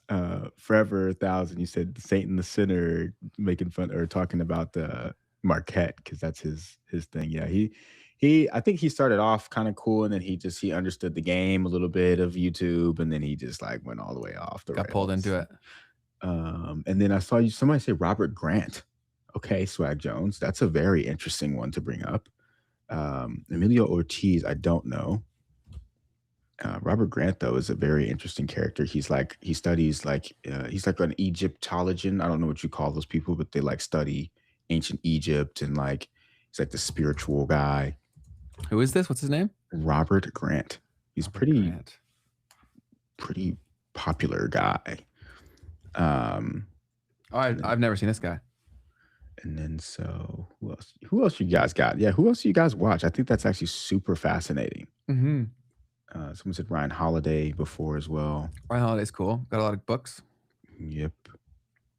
But yeah, so that was on my mind there. What you got going on? That's totally fair. There's I do think there'll be, because now people realize how bad the alternatives were, people will start to look for different options, I think. And yeah, what the heck? 128 people here live, only 72 likes. That's crazy. Crazy numbers, guys. That's absurd. But do you want to jump into the news then, Keith? Let's do it. I've got some news for you. Hit me with it. So over the weekend, or I guess on Friday or something like that, we had the Department of Justice actually go ahead and charge 3 with conspiring to unlawfully divert cutting-edge U.S. artificial intelligence technology to China. The indictment that was unsealed details alleged efforts to evade U.S. export laws through false documents, staged dummy servers to mislead inspectors, and convoluted transshipment schemes in order to obfuscate the true destination of restricted AI technology, which was the destination of China. Did you hear about this, Ben? No, this is my first time hearing about this. Okay, so essentially there's this company called Supermicro, and they essentially were helping China get their hands on some chips that were supposed to be export controlled. So for anyone who's not super familiar, we've got extremely advanced AI chips that are being developed in Taiwan, and the US has tried everything in its power to keep China from being able to get as many of those chips as they can, so that the US can stay competitive in the AI race, and as well as to make sure that China does not necessarily become the dominant player in that space, and then potentially have that be the reason why, essentially from a military perspective and a technology perspective, then become superior to the United States, to try to prevent that. So this guy, apparently for years, it seems, has actually been working around that, smuggling somewhere near $2.5 billion in NVIDIA chips to China. So the co-founder, Wally, was arrested, personally holds the $400 million in SMCI stock. 2.5 billion is crazy. Yeah, insane. In spring 2025, they shipped $510 million worth of these chips. They built fake dummy servers and faces up to 30 years in federal prison. Okay, so very spectacular occurrence here. There was some clips circulating on Twitter of them literally getting caught on video, replacing like the labels on some of these chips and like putting them on other chips. And there was like a meme about it. I don't know if I'll be able to find it, but it was like a classic proper founder, like do the things that don't scale. That's crazy. So crazy story here. We all know that it's happening, right? Because China has these chips, right? We know that they do. But the question is, right, who's doing it? And then, and how are they actually getting there? So that was an example of that one. Moving on here, Claude just put out an update that is making waves over the internet.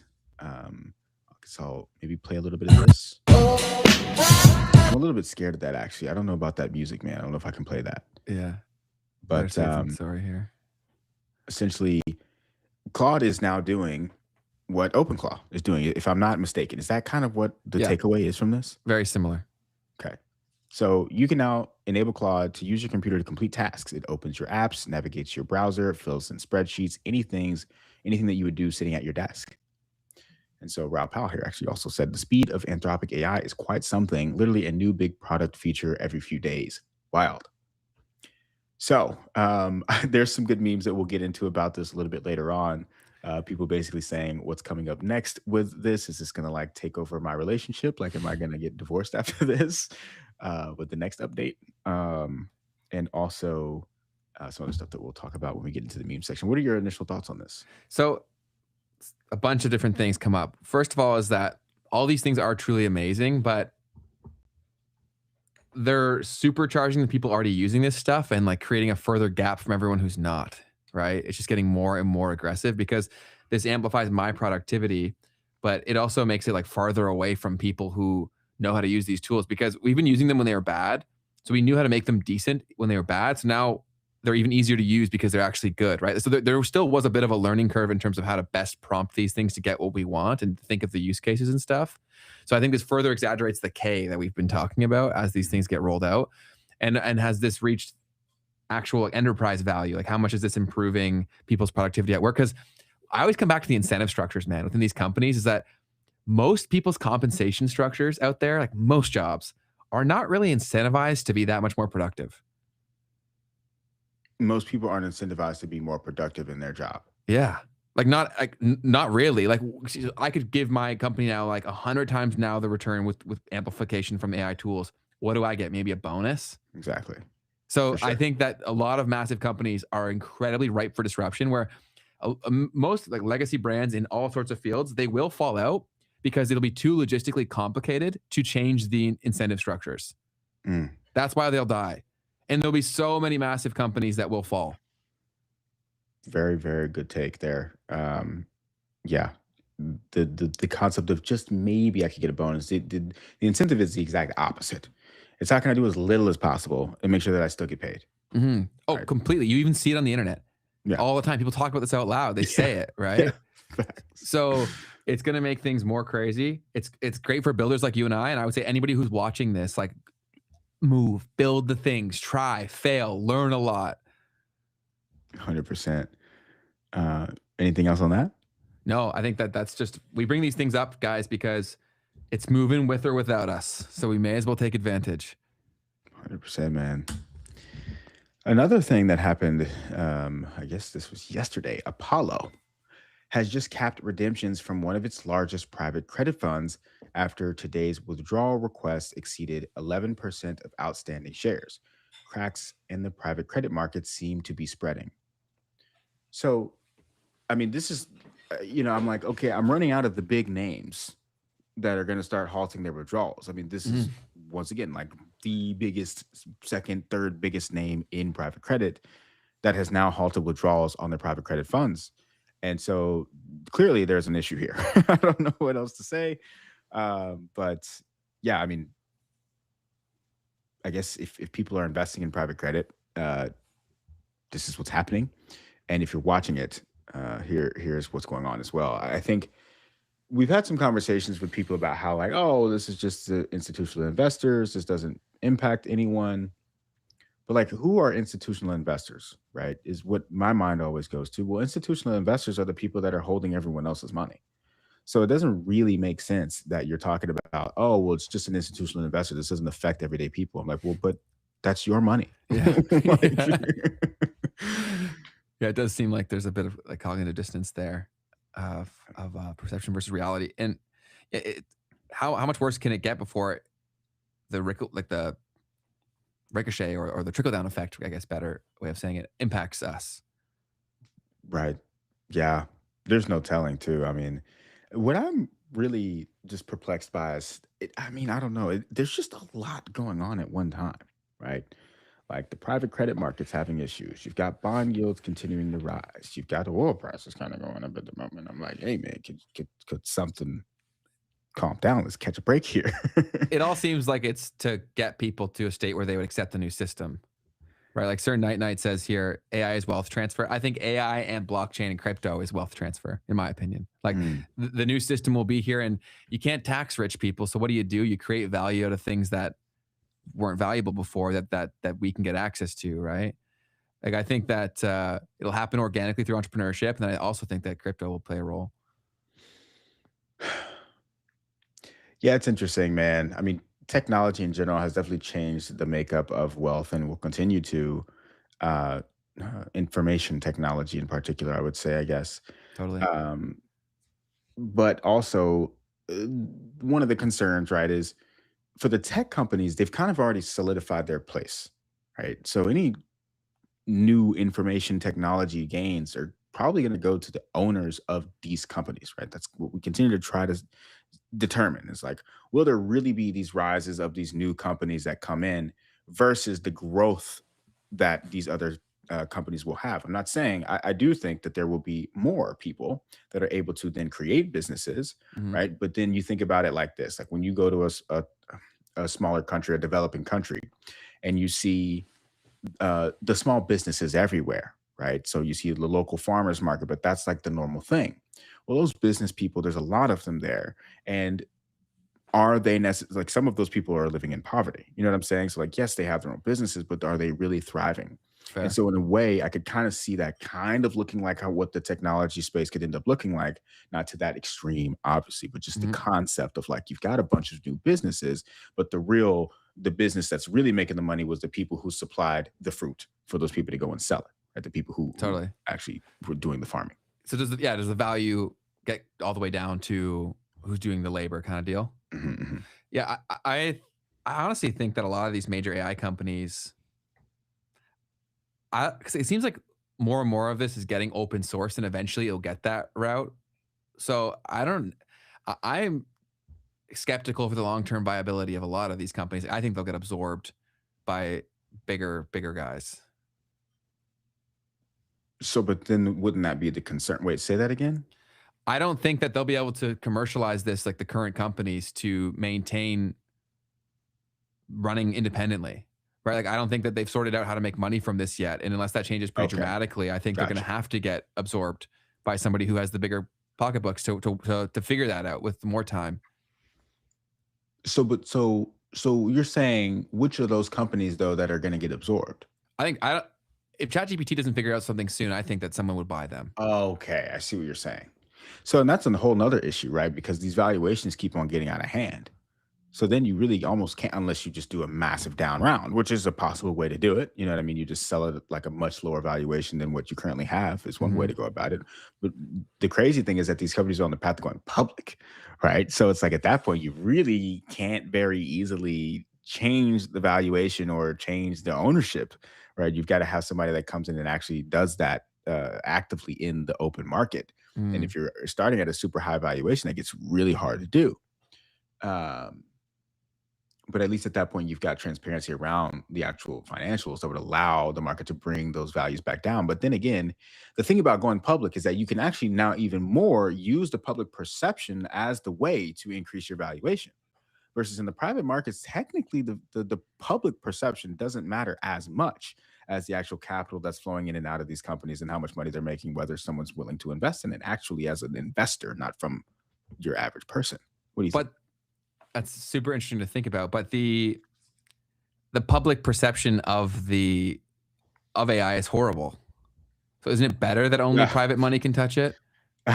Probably.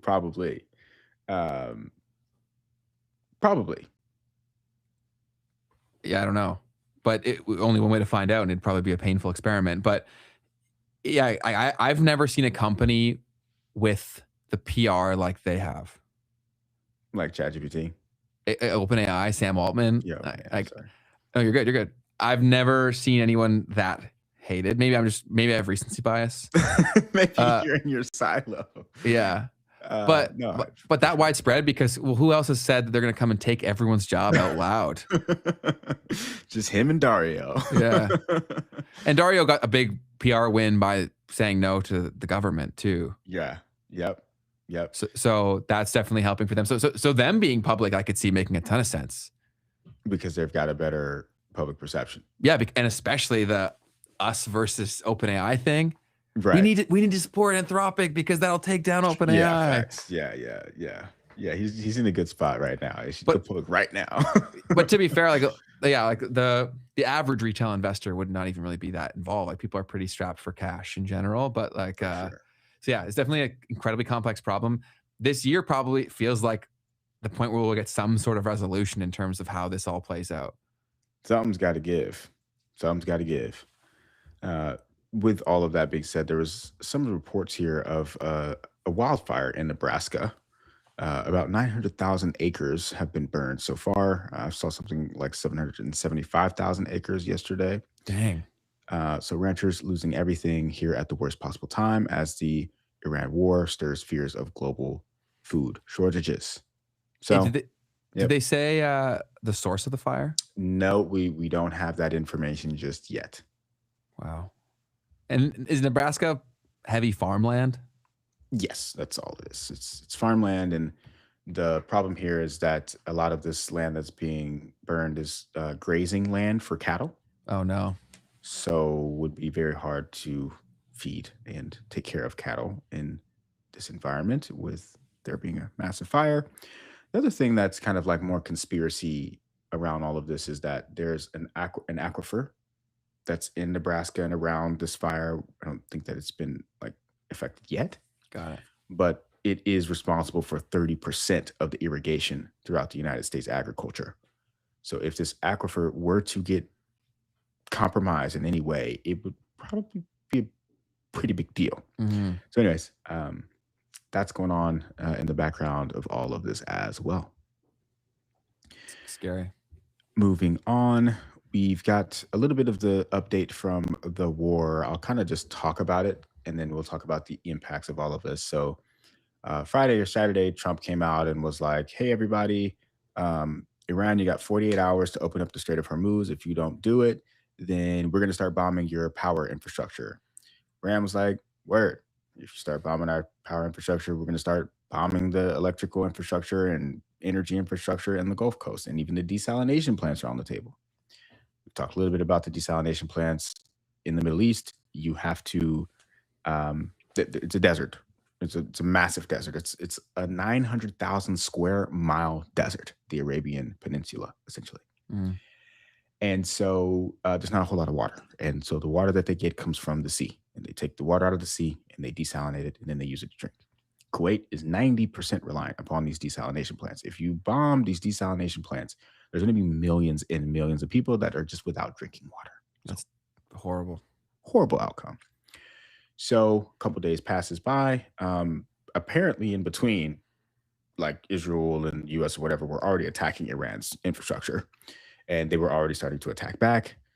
But yesterday, Trump came out and said, hey, on Monday, he was like, look, we got 5 more days to figure this out. Apparently, we're in talks with Iran and everything's going to be figured out. We'll do a 5-day kind of halt on those specific attacks. Mm-hmm. So market reacted positively. The market was like, oh, okay, this is great. Up like 2% or whatever the NASDAQ. Turned out there was like some funny business going on in the background during all of that as well. There's some reports of insider trading that took place yesterday as he made this announcement. Right before he made the announcement, there was like hundreds of millions of dollars worth of calls that were made in the futures market that was short oil, and then also stuff that was long, equities. So crazy situation there. And Iran came out later and was like, actually, no, we haven't talked to you at all. And it was like, oh, okay. So markets haven't really properly reacted to that part of it, but they're still basically claiming that they're talking to Iran, and Iran has made some claims that they haven't. So that's where we're at today. But as all of that's going on, there's still an issue with the Strait of Hormuz potentially being shut. From what we understand, it's still closed. And you've got countries starting to take action about that, and things starting to pop up as an issue. So let me actually start off with there being some fuel shortages that are hitting Australia. This guy says that crime is already rising. There are criminals that are siphoning petrol from cars on the streets. 164 petrol stations without diesel. Supply disruptions pushing food prices higher.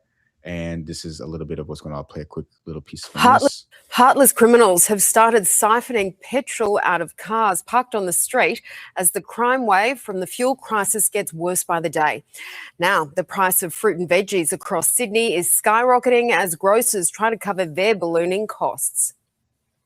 At the fruit and veg shop, the rising price of petrol leaving supply far from apples. Rather than coming daily to the market, it's only coming maybe twice a week. Pushing up prices, the worst produce transported from interstate, like broccoli and fennel. Probably about 25% to 30% increases so far. Impacting small business, food producer Elizabeth Hewson sources her ingredients interstate. How long can I ride this out? And you don't really want to make a drastic change, like increase the price straight away. Today, 50.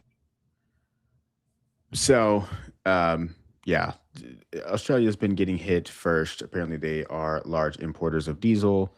A lot of their industry, apparently, I mean, it's a very spread out country as well. It's, I guess, like a big ring around probably. I've actually never been there or know too much about it. But transport is also a really big piece of this. You've got to get stuff to the grocery stores, and people are starting to panic a little bit about that. Yeah, I saw a clip on TikTok too. I don't know if it was real, but where all the shelves were empty of produce and they were running around. So who knows? Yeah. But yeah, hopefully that gets resolved. So moving forward, there was the Philippines today has gone ahead and actually declared a state of a national energy emergency in the country. So Philippines is getting lower on oil. There's Bangladesh is also in a situation. A few different countries are in the Southeast Asia, specifically kind of area, already starting to kind of have some problems. So this is a little bit more on that piece. Apparently, with Trump in the insider trading situation, Trump insider with a 100% win rate opened a $23 million oil short ahead of Trump's emergency announcement. This guy's on a perfect streak of 14 trades in a row with $180 million in profit. I think this might be on some decentralized platform is why they're able to. No, actually, that's not the case. Actually, yeah, I think this is on some sort of decentralized platform that they're doing that on. Having that picture of Barron is pretty crazy, though, isn't it? Is there proof that it was him? No, they've constantly done that when it comes to all of these things. They've put him around. It's like it's either him or his other kids that must be involved to some degree. Mm-hmm. Now, one of the things is that the Speaker of the Parliament of Iran did himself actually say that whatever announcement that Trump was making was something that had to have been done to manipulate the prices. He said, "We're not talking to you. This must be about that." So let me try to find his actual Twitter account real quick because he himself posted that. He was saying, "Look, dude, it's hard for me to find it because he doesn't have his full name on there." You're good. But yeah, he posted something that said this is all about him trying to manipulate the markets. Interesting. And someone said, "What's all this for again?" Like the war and everything. Yeah. Oh man. And the petrodollar obviously is a massive connection to all of this, right? And when you just think about like the timing of all of it is just, I don't know, man. Like the Strait of Hormuz with the petrodollar system, I don't know. It all seems like very coordinated. Yes. So I'm actually looking at his newest tweet. It came out a couple hours ago. It says, "We are aware of what is happening in the paper oil market, including the firms hired to influence oil futures. We also see the broader jawboning campaign, but let's see if they can turn that into actual fuel at the pump, or maybe even print gas molecules." Dang, so he's really talking that smack. And this is guys from Iran? Yeah, this is their head of parliament. In the U.S., that's like the equivalent to Mike Johnson, I think, who's like the House Speaker, imagine, right? Kind of a vibe. But at this point, right, so much of their government has been severed, right? So imagine you lost your president and your vice president. I'm pretty sure the next person in place would be the House Speaker. So in a way, I think he might be kind of like the guy. So this was the actual full statement that he said yesterday, which was, "Our people demand the complete and humiliating punishment of all aggressors. All officials stand firmly behind their leader and people until this goal is achieved. No negotiations with America have taken place. Fake news is intended to manipulate financial and oil markets and to escape the quagmire in which America and Israel are trapped." So that's the messaging that has come out. There's so many conflicting sources from all over the place. And you covered this earlier on our Instagram and TikTok, right? Yes, I did. Yeah. So if any of you guys want more rapid news, Keith and I will be trying to make some stuff on Instagram and TikTok there. Again, anything that we cover, we're just going to cover the sources that we're finding, but always double check and fact check everything that we're saying because there's a lot of misdirection everywhere. That's the only constant. Yeah, dude. At this point, it's really hard to have even the slightest clue.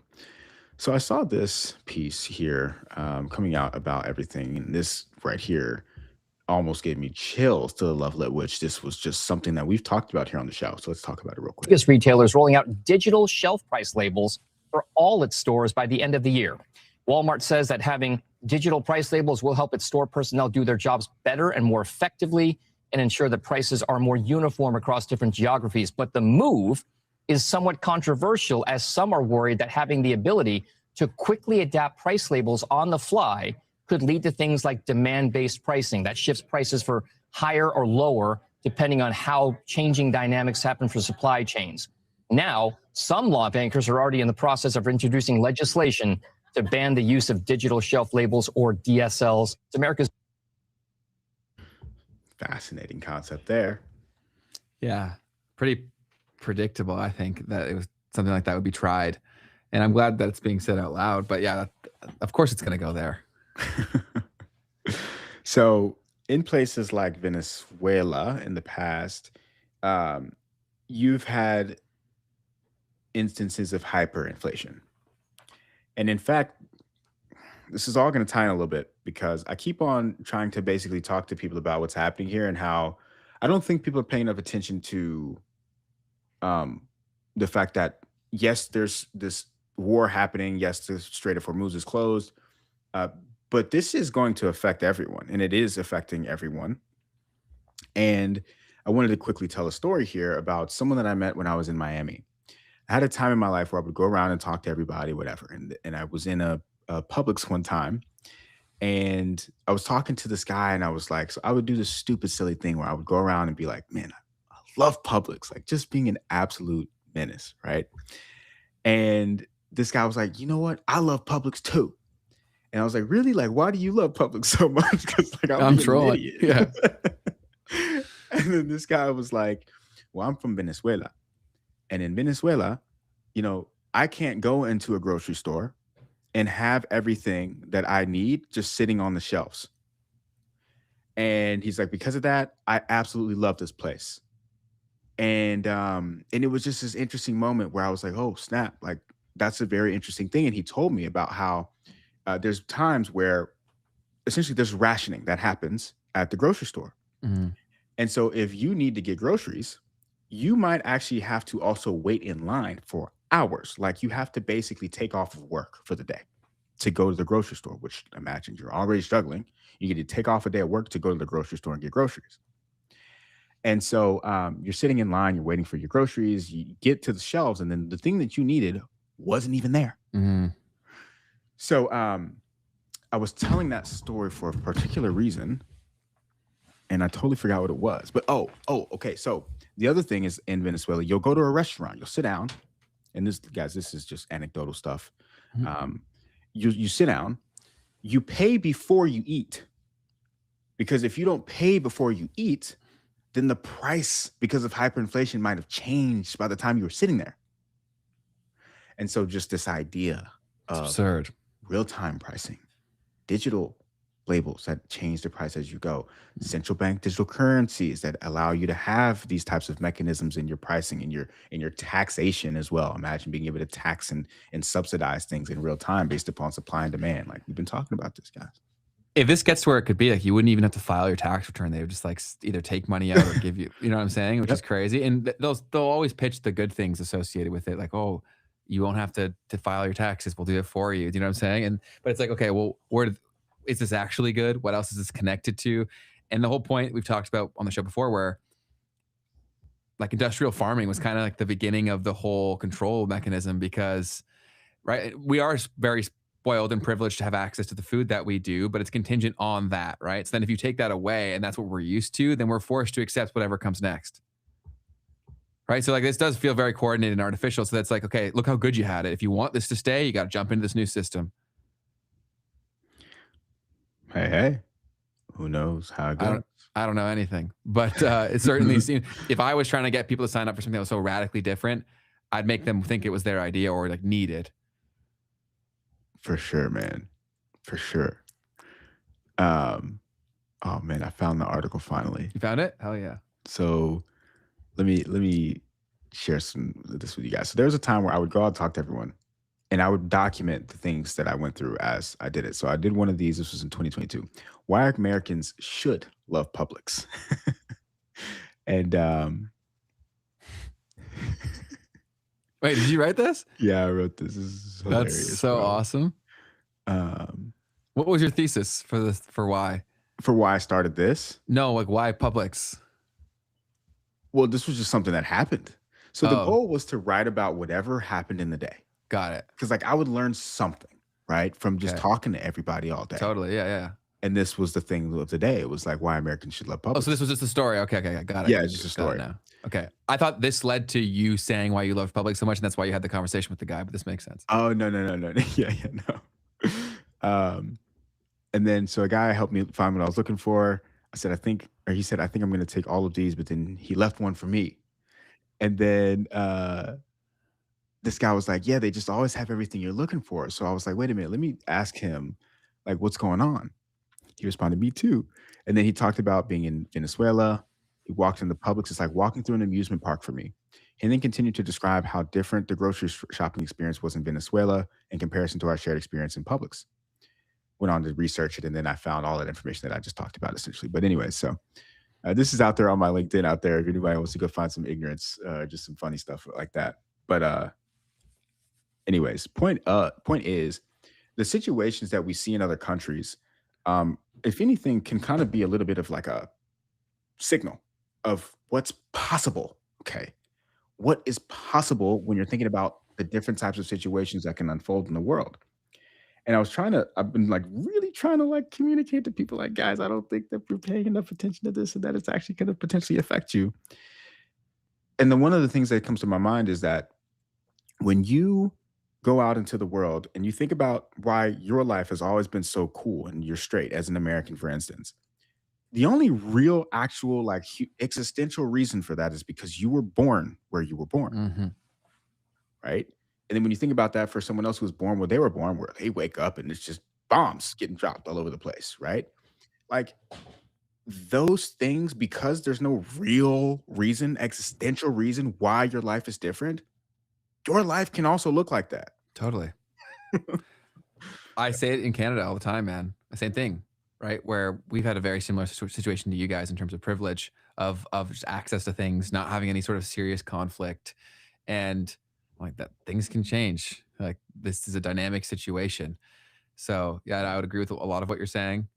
It's scary, but it's also real. So you can't just put your head in the sand. On the note of Publix, have you ever had a pub sub? Oh yeah, man.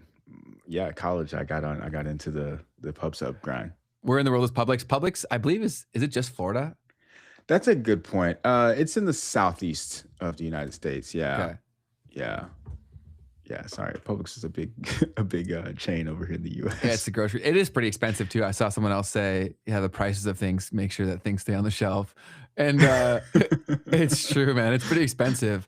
I remember being in there being like, what the heck? I thought groceries were cheap here, man. And no. Yeah, no, Publix is like the low high-end grocery store. It's like a step down from a Whole Foods. Totally. But yeah. So moving forward, I can get some reactions from you on some stuff out here, man. Let's see it. What'd you see in the chat? You see something in the chat? No, you're good. You're good. Okay. All right. So this is Professor Jang apparently making a statement. I don't like how this is super low fidelity. At first, I was like, is this even real? But we'll see. I went and watched the full thing to find it. Okay. Here's Professor Jang, y'all. And okay, tell us about game theory. Yeah.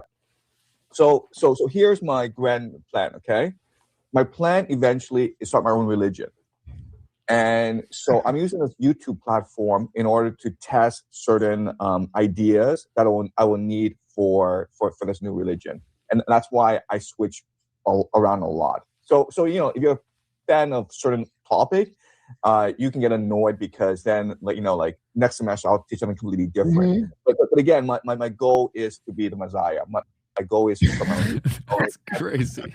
So I'm going through the R&D phase of my life right now. Yeah, this is you can do travel to Gnostic India as you could have like a Japanese brother, whatever the fuck they say Christ did, Gnostic with the internet now. Well, yeah, no. I mean, like I will eventually go these places, but like at this point, I'm just trying to innovate with the framework, and then eventually I'll go and spread my message like Paul did. I'll travel like Paul, the apostle. So Ben, what's your thoughts on that? It's I don't know if is he saying that to troll, right? Because he knows that the reaction that he would get off of that. Or is he serious? I see arguments for both. When you watched it in context, how did it feel? Still could have gone either way because the tone of the conversation is such a jokey podcast. Like they're it's almost like satire, like the level of conspiracy in which they'll indulge in. Right. And so also Jang's a fan of that guy, apparently. Okay. So could there be some performative elements to this? Right. For sure, man. I mean, but at the same time, right? Like, to an extent, I mean, he sits in a position where he's definitely got a lot of data. He's got imagine the comment section and how much information that you would get from that on what people are agreeing with, what they disagree with, what they really think. I mean, I'm seeing people saying he's got to be trolling. I'm seeing people say, I don't know, like it's. I don't know, man. It could go either way, which is concerning. It's the thing is, like, if he wanted to start his own, like, what he's doing would make sense. You know what I'm saying? Oh, totally. It's the modern day equivalent of what a lot of these religions started as, or what we're told they started as. Right. So it's tough. I still want to have him on because I'm from here, right? So his story about him living in Toronto, I'm probably one of the only people that he could talk to that would be able to ask him questions that would be able to discern if that's real or not. Of all of the Torontans, you're the only one? Who does a podcast like this, I'm saying. Okay. Every other show he's going to go on, everyone would just say, oh, yeah, you live in Canada, right? I grew up here. I can ask the questions of like, okay, is that real or is that fake? Right. Because everyone's just like taken for, like said that that he lived in Toronto. And like, I have no reason not to believe him, but also no one has asked him anything about Toronto. Like everything that he's currently said would be very easy to just say. That's a good point. I've got a couple clips here for you guys. I think this is going to be some fun stuff here. So this is from the Gray Area. These guys have a podcast. I think it's like a branch of the Alex Jones Sphere umbrella. Yeah. Don't give a shit about the war because it doesn't affect. I'm in favor of the draft because right now Americans don't give a shit about the war because it doesn't affect them. As soon as you start drafting their sons and daughters, they're going to find out what's going on with the war real fucking fast. And it is not going to go well for the government. This ain't Vietnam. Like, you got to remember, the thing that made the draft work wasn't the threat of punishment. Like, there were people that were willing to go to prison. You could go to Canada. You could go to Mexico. You could like fake it. It was social shame. It was the dishonor that you would feel knowing that your neighbor was sent, but you didn't go. Like, that was a holdover. That was a holdover from the previous generations. We don't feel that anymore. The only way to get people to, join the draft now is like do what Ukraine does and literally like kidnap them.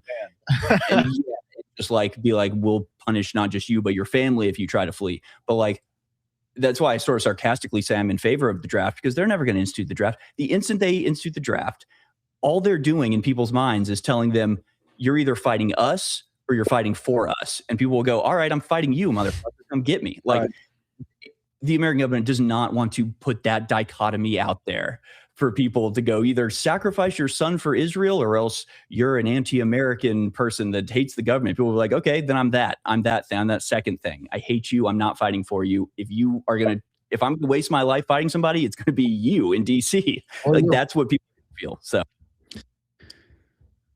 What do you think of that, man? Well, you're in America. You know boots on the ground a lot better than I do in terms of how people feel. But from my distant social listening of it all, it seems like he's not too far off. Yeah, I really don't think people would be going for it. But maybe also I'm just in my own corner of the internet. I mean, I just don't even think people know that we're at war. You know what I'm saying? It's hard to tell because everything is so siloed. But I think also they're going to have a hard time of saying, okay, you could push people to go to war because there was something to come home to. What's worth fighting for these people right now? Like the average person, what are you coming home to? Right. That's a really good point. How does it get? Obviously, we're very spoiled being in the first world, but like we're things are getting worse here too. Mm-hmm. So what am I coming home to? What am I fighting for? Right. That's a really good point. You think about those like old movies back in the day of people going off to war. Like they literally had wife and kids, that they would be coming home because people were getting married and like having families, right? Yeah. But, like, and there's not been any of the huge riots over all this stuff, like the Epstein files and all these things yet, because it's not impacted people like directly that much, right? Where this would 100% impact everyone directly. Mm-hmm. So yeah, I really hope it doesn't come to be that way. And what's it called again? Simon Dixon, he thinks this is all theatrics. Interesting. Yeah, so his thesis is that not too far off from the things that we've said to a degree of this is really just to shift the world order to a new system, essentially. He articulates it far more eloquently than I did, but I definitely recommend going to watch his recent ones. we hope to have him on here in the future, but he definitely breaks it down. I saw someone else saying, I think it was Disc Replay, or they said Simon Dixon could put a glass eye to sleep. So I guess he's not a big fan. A glass eye to sleep. Like, yeah. Okay. Yeah. So his stuff's definitely drier, but I will say I don't think there's too many people that understand the things that he says. Like, I don't know how else you'd get it that way. And Sir Knight says you can't believe everything Simon Dixon says, and I'm not saying that I do. I'm just saying that he's one of the people that I do spend time listening to here and there. Yeah, I mean, he's a super interesting person to listen to. I realized when I was about to share, I shared him with someone. I was like, "Oh, this sounds like crazy." Which from one? the outside, just the whole concept of all of the things that he says about like the different factions and stuff. Like I didn't even realize like how off the deep end that would sound to like the average person. But totally.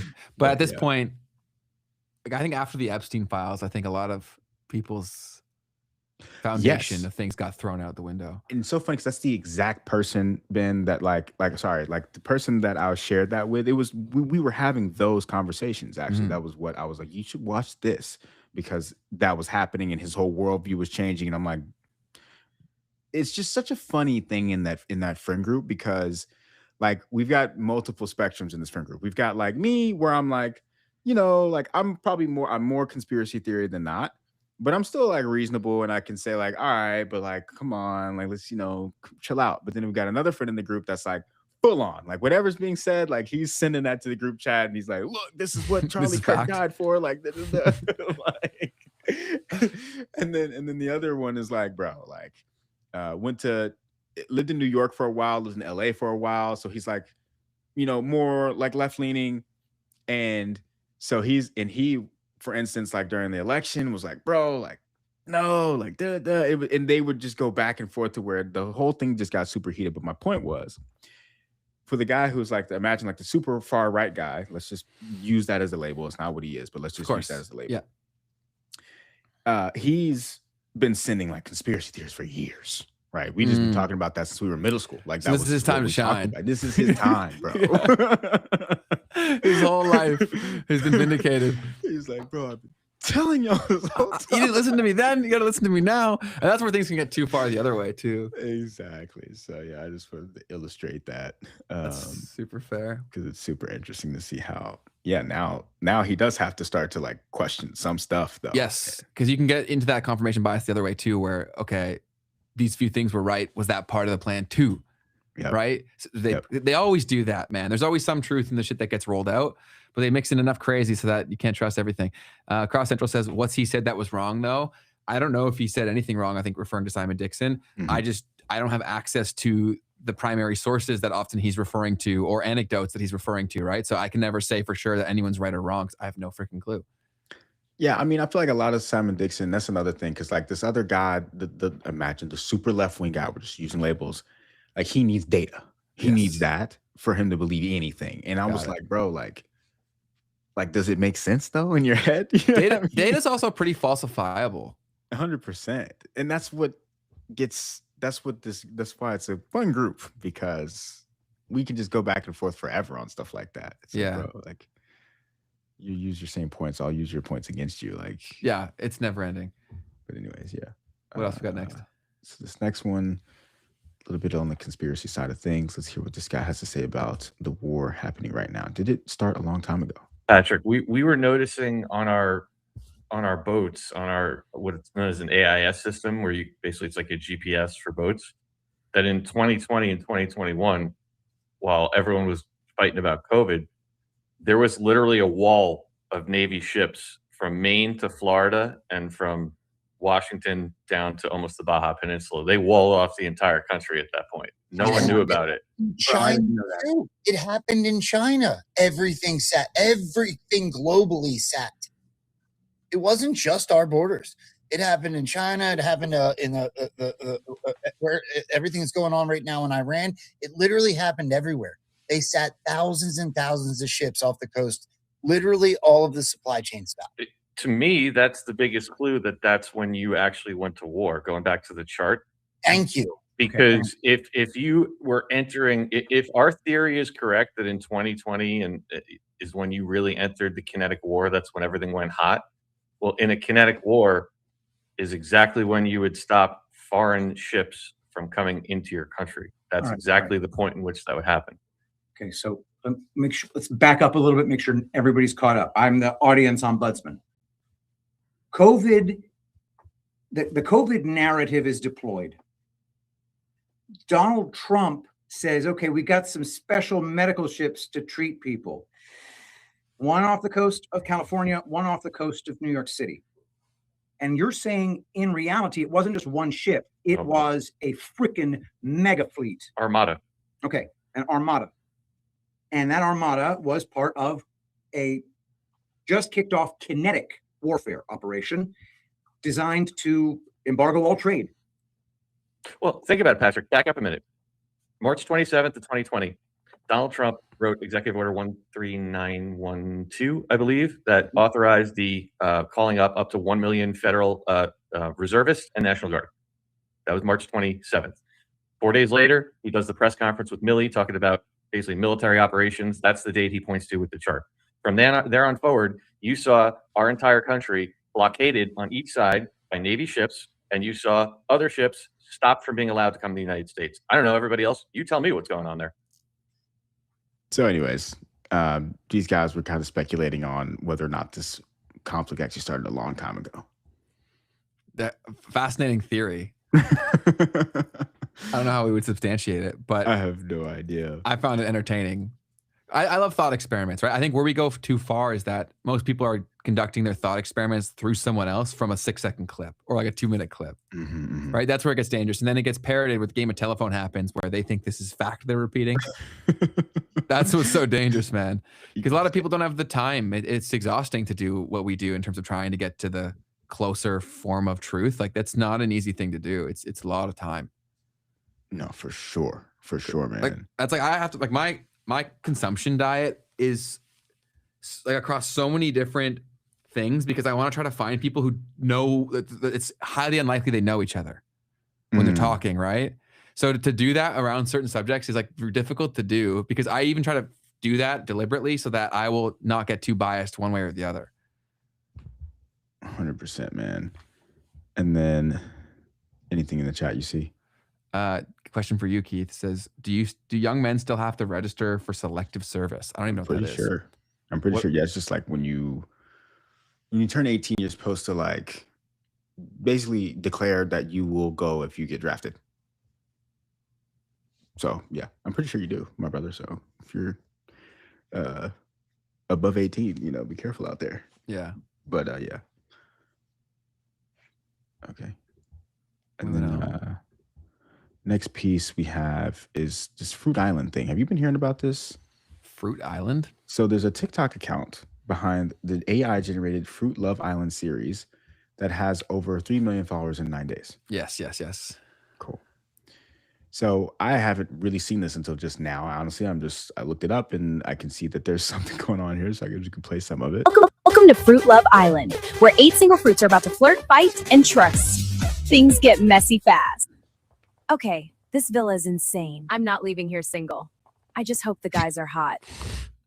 I'm here to have fun and probably break a few hearts. Rose said the quiet part out loud. I just hope the girls like nice guys. Okay, the banana guy is definitely my type. Wait, I saw him first. So, which one of you is the troublemaker? I could be. He might not survive both of us. Oh, this is going to be messy. Islanders, it's time for the first coupling ceremony. The girls will choose which guy they want to couple up with. Okay, so it's hard to watch, man. That's what's going on. But those shows are so popular, like the dating shows. Right. Yes. So, and Sir Night said he looked into some stuff based on what those guys were saying about the ships. Said so. A quick search shows some naval ships experienced a COVID-19 outbreak and had to be quarantined. I guess that's why they're referring to why they were there. And in 2021, a record-breaking number of container ships were anchored off the coast of California. Interesting. Super interesting. What else do you have to say about this art? I'm trying to find the account that has all these followers that these people are saying, but I'm struggling to find the account. How many do they say they had? It says that they have 3 million followers in 9 days. That's But that I'm could be seeing that's cap. 120,000 followers. Yeah, I'm seeing more like 50. I see 53K. Official AI Fruit Love Island. I think, yeah, maybe they got taken down or something. Yeah, it could be. It could be. Yeah. 'Cause I'm seeing a ton of pages now. Fruit Love Island, Fruit Love Island, Fruit Love Island, another one. Maybe they're talking like combined numbers too, because people are not all that creative out there, Keith. If people see something working, they will sprint to do the same thing. That's true. Super true. So, anyways, saw that going on. There was some reports of like how much money that they've been making as well, being some crazy numbers. Yeah, it's another thing too, where when people are so desperate to get back what their social platforms kind of used to be, like that's another thing that how else do you stop these kinds of things without the digital ID? Where like the spamming of the content, like they'll have to have some sort of method to prove proof of human, and then also limit how many people things can post, because I think that there'll be platforms that emerge that you can't post that often. I think there'll be a lot of ways that people get creative to try to stop this. Looks like Sausage Party to me. Yeah, very similar art style. Somebody said, my dad listens to Swag Jones 2223 said, my dad listens to AI stories on YouTube and is addicted. That AI voice makes me cringe. Yeah, I get a feeling too. When I hear it, I'm like, oh, I don't like it. It makes me feel uneasy. Yeah. So, yeah, I think it's so interesting, man, that especially the older people, like they don't care that much if they even know any better. It's just content, right? So I don't even know what to say. Well, I think people are kind of feeling like, okay, all the rules are going to be rewritten, so why don't I just go break all of them? Right. What else do you got? Moving forward, we got the TVPN guys over there having David Sinra, who is the Founders Podcast founder, making a statement about a guy named Toby Lutka, who is the founder of Shopify. Yeah, it's in Canada. I think it's Canada's like biggest company like that within like the internet world. Facts, man. Toby Luque was very fascinating to me because he's your favorite founder's favorite founder. So everybody that you admire, you ask who they admire, and they'll bring up Toby. And what they like about him is that he thinks through every single thing independently. So therefore, he has all these beliefs that are not correlated with one another, which means when you have a conversation with him, you are unable to predict what his response to your question or your statement is going to be. And that we talked for 4 hours. So we talked for a half hour before we recorded. Then we recorded for 3 hours. We edited down to whatever it was. Then we recorded for another 30 minutes, or talked for another 30 minutes after. And I could have kept talking. I was like, dude, I got to catch a flight. I'm going to have dinner with Charlie Rose that night. Oh, yeah. Like I had to like fly down there. It's like we would have kept talking. Yeah.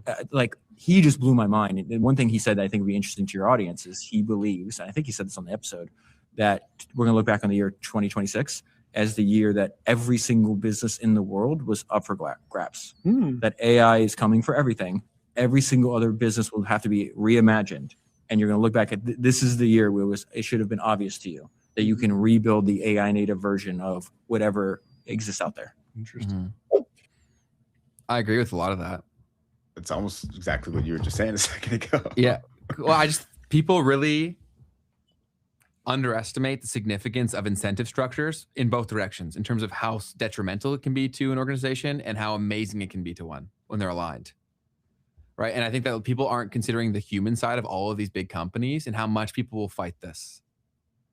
Right. And because like, people are just saying like, oh, we'll just get all the people that we have to use these and it'll supercharge them. It's like, yeah, of course, you think they're going to, with everything they're consuming on the internet about how this will eventually just full on replace them, you think they won't fight that? I'm hard pressed to believe that. Fair, man. Moving forward, we've got a clip to react to from Instagram. This was a super interesting viral clip here. The younger generation doesn't want to work anymore. They're so lazy. They just need to work harder. No, we just don't want to get fucking scammed. Let's start there, okay? Leave it exactly how it is. Let it sit in the room, what I just said. Let it breathe. Because that sentence right there is the entire argument. Y'all say we're lazy We say we watch our parents and grandparents work for 30, 40, 50 fucking years straight and still panic when the rent is due. Y'all say we don't have grit. We say we saw people give their youth to companies and corporations and institutions that replace them with a fucking email. Y'all say, just work harder. Harder than what? Harder than juggling 2 jobs and still needing roommates at 30? Harder than degrees that cost 6 figures and lead to entry-level jobs that want 5 years of experience? Harder than productivity levels higher than any generation before us, while wages crawl like it's 1997. And this video is not about work ethic, it's about trust. The older generation grew up in a system where the handshake meant something, where pensions existed, where one income could hold down an entire household and an entire family, where loyalty was at least rewarded sometimes. We grew up in layoffs, recessions, housing crashes, shit-ass economies, student debt traps, medical bills that look like ransom notes, and a digital world that monetizes our attention before we're even old enough to fucking drink. And you're shocked that we're skeptical?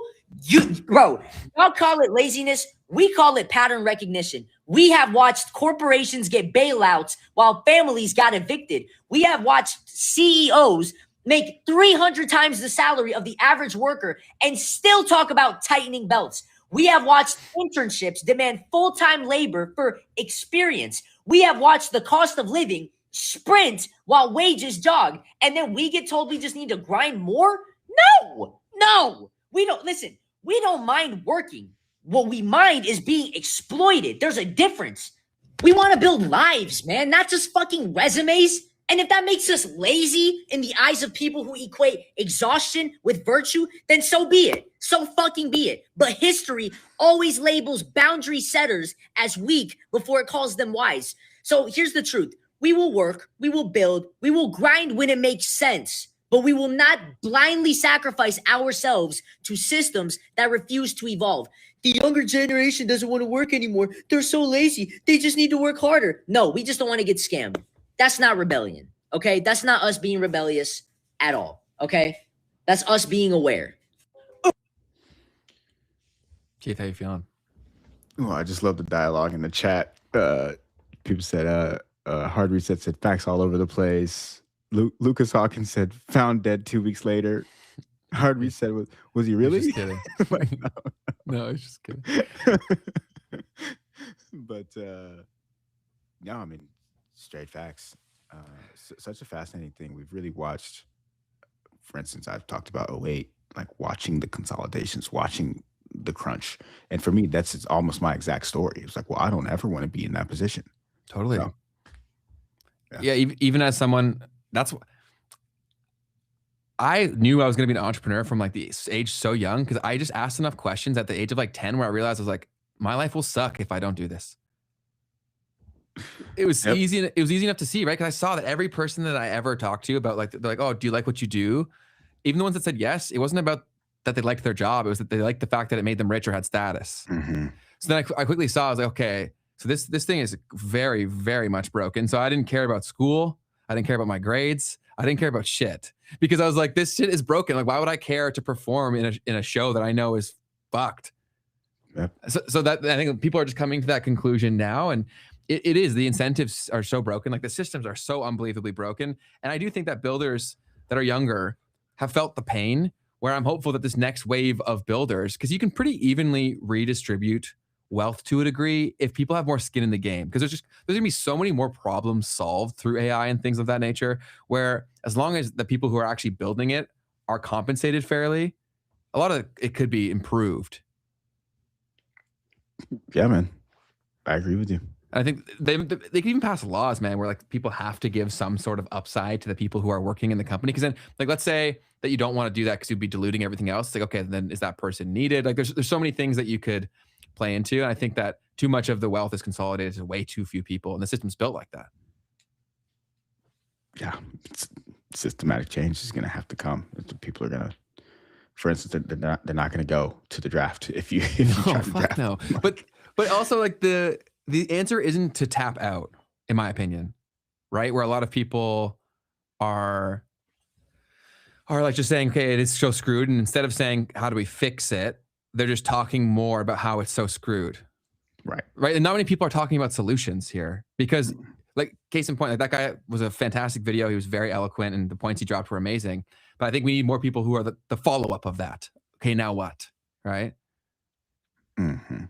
Yeah, it's so interesting too that like the incentive is to do that, right? Because now you get paid eventually to just do that. Do that. Yeah. So ironically, you can get paid very well for talking about how bad it is. That's ridiculous. Like every problem that we see are flawed systems and incentive structures, right? Because even like a lot of people who think like, oh, they control the media. It's like, you don't need to control the media if you control the money, and you control the access to the money. You as a downstream effect, control everyone else's behavior. Like money is broken. Right. Yeah. Yeah, man. Here's what I got next. In the U.S., we have a partial government shutdown, and so the TSA has been, another one.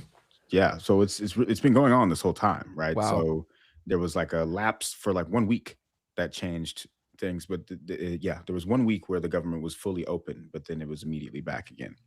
So, anyways, because of that, the TSA, the security at airports is getting backed up. There's like a bunch of jokes about how there's a line out to the next state. And this is someone performing at the ATL airport to entertain people. It looks like they paid someone to come and perform.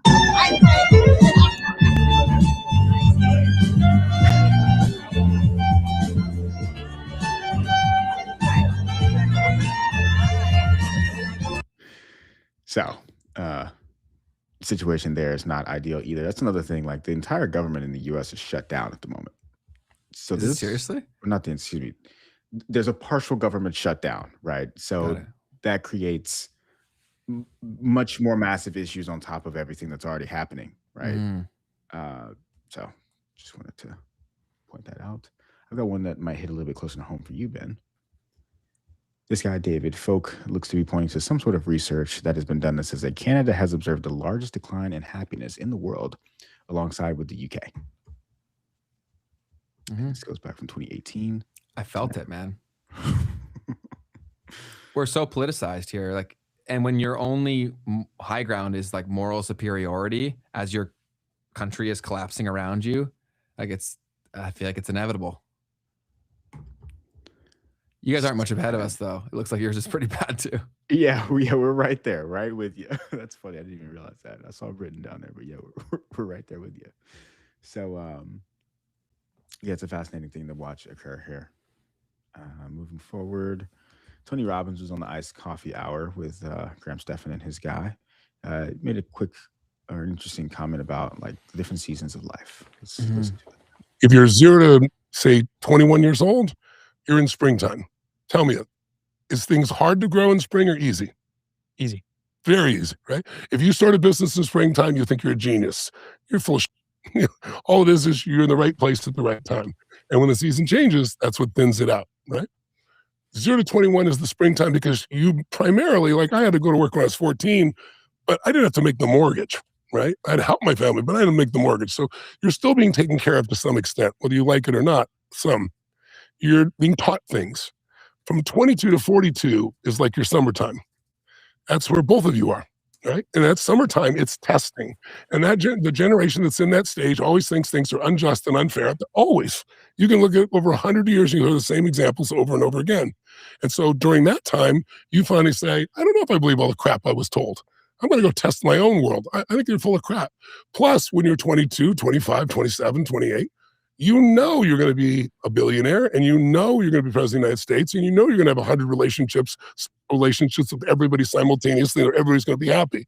By the time you're 35, you discover that isn't working so well. You have a hard time with one. You're not a billionaire yet.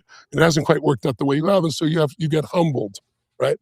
That 22 to 42 range is the toughest time. All studies about happiness, it's the toughest time because you're trying to figure out who you are. You're trying to figure out, prove to yourself, maybe to the world also, but to yourself who you are. And as you go through it, you're going to go through kind of the hero's journey. You're going to have it hit you're not prepared for, and it's going to feel overwhelming, and you're going to think, oh my God, I don't know how to deal with this. Just wanted to point out that idea of just like the different seasons that you're going through in your life, and just recognizing that that's totally just how things go, and it's fine for that. And yeah, and also that idea of what we've talked about it today a little bit as well, is like when you hit early like that, it doesn't mean that you've got the whole thing figured out. Totally. Right. No, I think that's huge. Your priorities just change. And I think social media really kind of warped that whole thing too, because you can so quickly go and see things that when you saw celebrities or super rich people on the TV, but everyone else around you wasn't talking like that or making you feel like that's the norm, it's easy to say, okay, I could work to that, but that's super not normal. But every time you go on your screen, you see something to the contrary. People just, you can't distinguish. Like people, if I see it on my screen every day, it's got to be normal. I'm seeing it every day. That's normal. Right. Yep. So that's like the debauchery of everything else too, and the horrible advice for relationships that is out there. Yeah, it's all of it, man. Speaking of that, this is a perfect transition. We had Clavicular have a statement that started to go a little bit viral. Here, let's hear what he had to say. Like, let's say you So this is about height maxing. Apparently, I don't really fully understand it. I think you put stuff like in your shoes, like in your soles. Yeah, so any sort of maxing is basically trying to do different hacks or tricks to make that part of your appearance the best or personality the best, whatever. And so for this is height maxing. So trying to deceive girls or guys, whatever you're into, that you're taller than you actually are. And this is the lengths that he'll go to create that illusion. And Did you see this already? Yeah. Okay, you might have even sent it to me. All right. at max, you get a girl, you bring her home. How do you get away with, like, because you're gonna drop in height? Right. So what you could either do is you could wait until you're in the bed to kick your shoes off, and that way she won't be able to perceive the height because you're laying down, you're horizontal. But if you are forced to take off your shoes for whatever reason, you can sag your pants down so that they conceal your heels, and you could tiptoe max is a good method. Like, let's say you height max, you get a girl, you bring her. Okay, so many things pop up. I'm like, first of all, it's from the sounds of it, he's thought about this situation, or he's just gotten so good at trolling. Because that's crazy. Tiptoe maxing is absurd. Yeah, that's madness. But very funny, very funny. Definitely, like you said with this guy, he plays it out. he knows how to be funny at the very minimum. It's also concerning that he's also a real thing though too, right? And now it's getting even worse because he keeps on getting these girls, and I don't even know if it's true, but he keeps getting girls on his stream to like cheat on their boyfriends or whatever. Oh wow. And then they're kind of like shaming the girls for doing that, and then it just continues to repeat because there's so many people I think he's in Miami. And so yeah, it's bad. There's a couple of questions in the chat that I was seeing. So we will definitely have so Lucas is saying we should do a meet and greet. We'll do in-person episodes at some point for sure. We just need to build the businesses and the show to a point where we can do that, and we'll try to find local venues that can make sense. That'd be so cool. Yeah, I said, oh dang. Lucas said so Ben can get a taste. So Ben is a veteran. Yeah, I've had many tastes of America. So yeah, I've spent a decent amount of time there. That was really also the place that my dad would take us to if we ever went on a vacation. It was almost always Florida. And so I'd been going there every few years from when I was a little kid, and then a lot more since now I can decide. We'll meet up at Ponderosa. Yeah, it's this buffet that I talked about. I don't know why, but when I was a fat kid, it was when I went there, and then we had the buffet Ponderosa, and I was just blown away by the sheer options on that buffet. Okay, it was crazy. Gotcha. that blew my mind. We don't really have that many buffets here. Like we do, but not like you guys. It's land of the excess. Yeah. All right. So a couple memes into the pure funny stuff. Douglas Bonaparte said, Trump, we're having great talks with Iran. Iran said, we're not having any talks. Dow plus 600. Anyways, market's just going to go up. Yeah, because it's all there was this clip, man, from Jon Stewart, but I don't know if I can play that, can I, Ben? Why? You don't think it'll potentially lead to a copyright problem? So we are allowed to react to things. So like this, as long as we're reacting and especially if you keep it small, it shouldn't be a problem. Okay, yeah, because that's the one thing I was thinking too, to try to keep it small. But this dude had me rolling, bro. Oh my goodness. All right, I'm gonna go for it, Ben. Escalating tensions in the Middle East. I must applaud the president for stepping back from the cliff of escalation and engaging Iran in productive talks. Iran has responded, its state media saying there are no talks.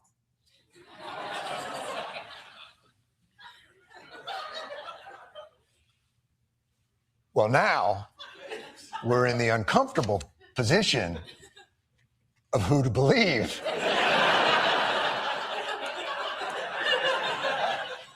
Normally in this situation, I think we'd all be inclined to, in some measure, not trust the pronouncements coming from this theocratic and corrupt regime. Iran. Talking about Iran. For clarity, I just want to, it's not Iran. We'd be inclined not to trust Iran. So let's give our president the benefit of the doubt and just probe a little deeper. Sir, you say we're having talks with Iran. Who did you talk to? A top person.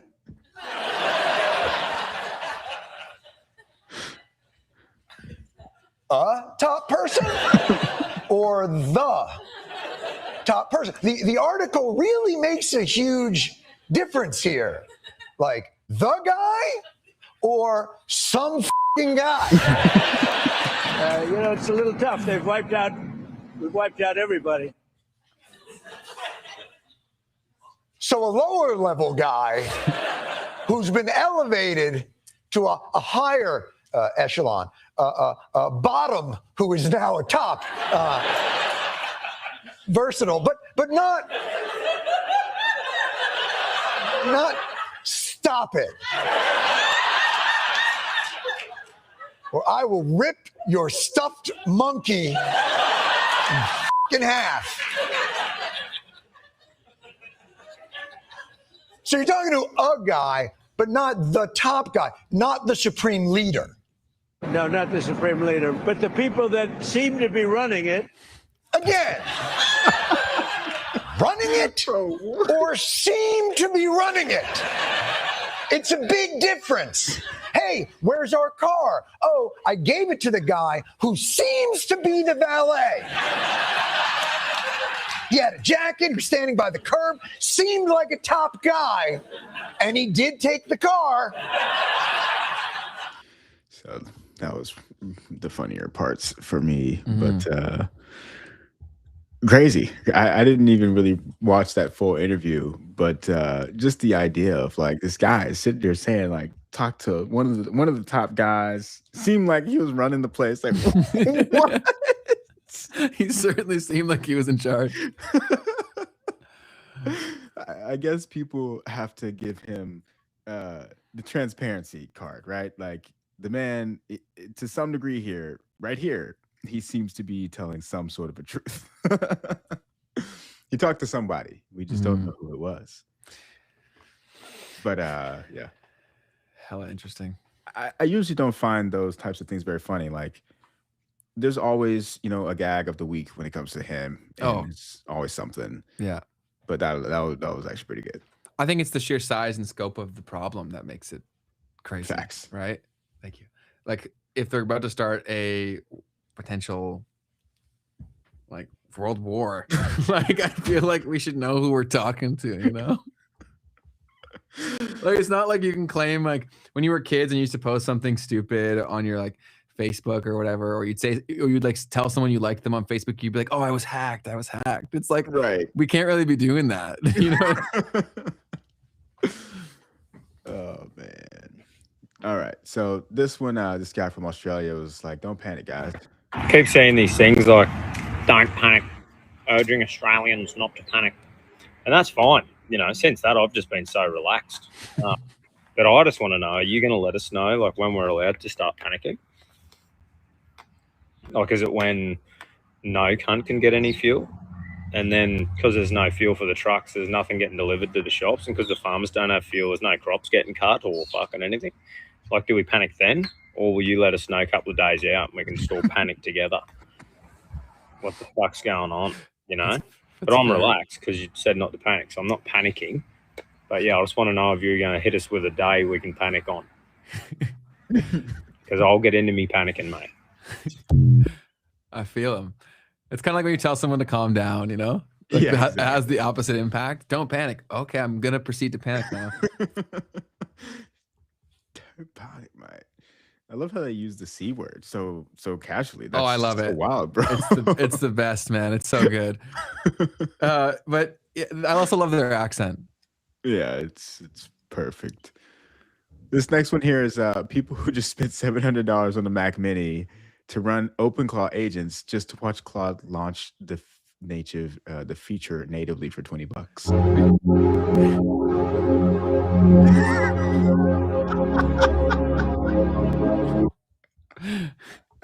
Well, you have to know this was coming. Everyone who like sprinted out to try to learn this shit. It's like you got to prioritize your time on like, okay, let's follow the rate of change here. This is probably going to come to be an easier option very soon. Yeah, man. Like you're gonna buy a whole machine. That just sounded like not a good idea. Yeah, that's why people are asking me like, Ben, did you set this up? I was like, no. They're like, why? And I'm like, because what I could do with my time right now is inordinately more valuable than trying to figure this thing out that will be obsolete in a month. Right. Yeah. So this guy said he was reading Dune and Frank Herbert was cooking. And it says in here, to quote, once men turned their thinking over to machines in the hope that this would set them free. But that only permitted other men with machines to enslave them. Thou shalt not make a machine in the likeness of a man's mind, Paul quoted. Alan said, at Grok, can you please explain this post and the quote in it? What should I understand about it? So, what was Grok's response? Is that it's just the one picture? It's a picture. Yeah, I don't actually know. Got it. That's hilarious. That's so ironic. So I'm sure the dude knew what he was doing with Of course. a joke, but definitely funny. And you see this all over the place. I've seen it in some of my posts. I've seen it on other people's posts. They're like using this as a way to like prove you wrong, right? Or to prove their point right. Like at Grok, like tell this dude why he's wrong. I've had people try to use it in an argument with me before. Yeah. Like you pulling out. Oh, okay. And then being like, let's see who ChatGPT agrees with, right? Right. I'm like, that's dangerous, first of all. And it didn't go it didn't go their way, too. So bro, they tried twice. They had, like it didn't on the first question, it didn't take their side, it took mine, and then they tried again, and it didn't take their side, it took mine. I'm like, you don't get 3. That's hilarious. That's hilarious. It was funny, man. There'll be a lot more of that, I'm sure, because I know Google it caused a lot of fights amongst people too, right? Now this is the evolution of that. Exactly. So be careful. If people are gonna try to pull that on you, like they're gonna naturally ask the question in a very biased way. Of course. Yeah, that's the funny thing about actually the chat version, because you can really craft a message now. Totally. All right. So this guy said, Your Honor, I told Claude not to make any mistakes. So the joke here is, in general, there's these memes that are going around like, I don't even know how to explain it. It's like, Claude, like, tell my girlfriend I want to break up with her, make no mistakes. And it's like, bro, like, or even something in the physical world, like, Claude, go pick up my kids from school, make no mistakes. Mm-hmm. And it's like, well, Claude is obviously not capable of doing that, right? Also, what's a mistake? And then that's the actual joke, right? Is what does that even mean?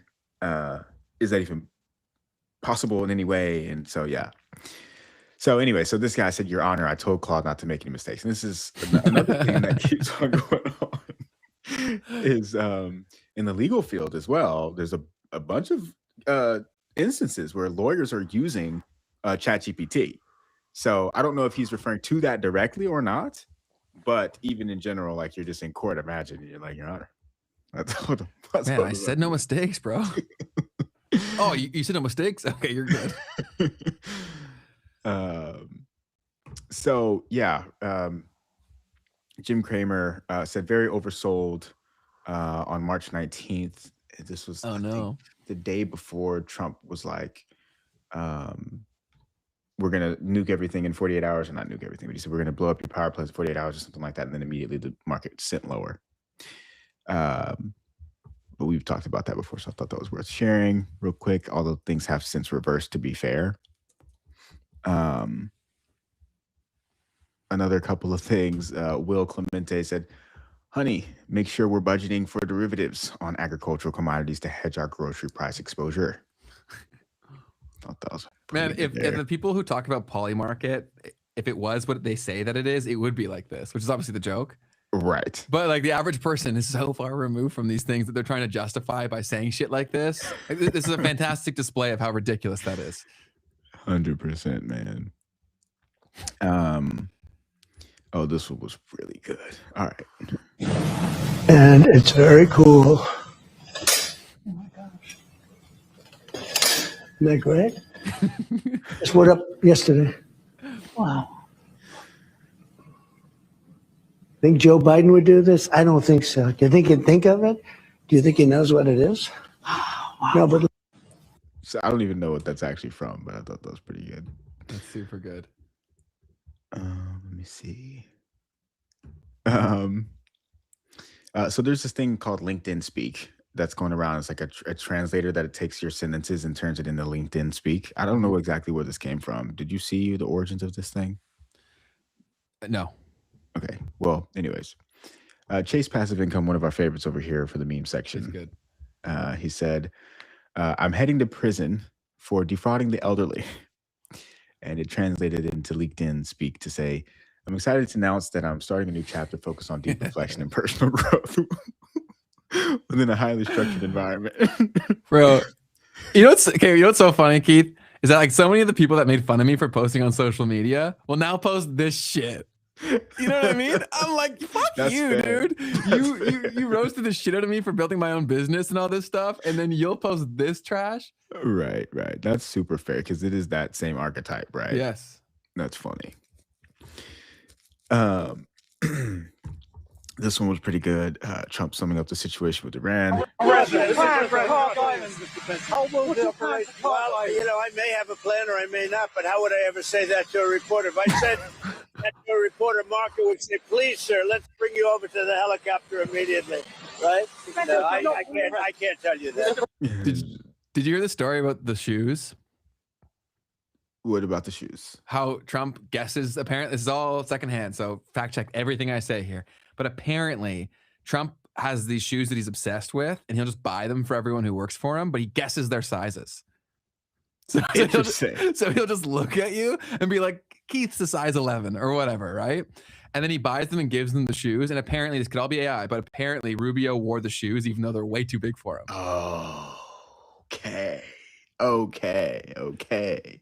Interesting theory as to why Rubio's shoes are so big. That's hilarious. No, I haven't heard that one. So yeah, he may have a plan and he may not, he said. What a funny could go either way situation there. But yeah, guys, I think that's all of my memes for the day. Only other thing we could dive into is just looking back at the previous episode from last week. We had Andy Schechtman on, guys. For me, that was awesome. That's great.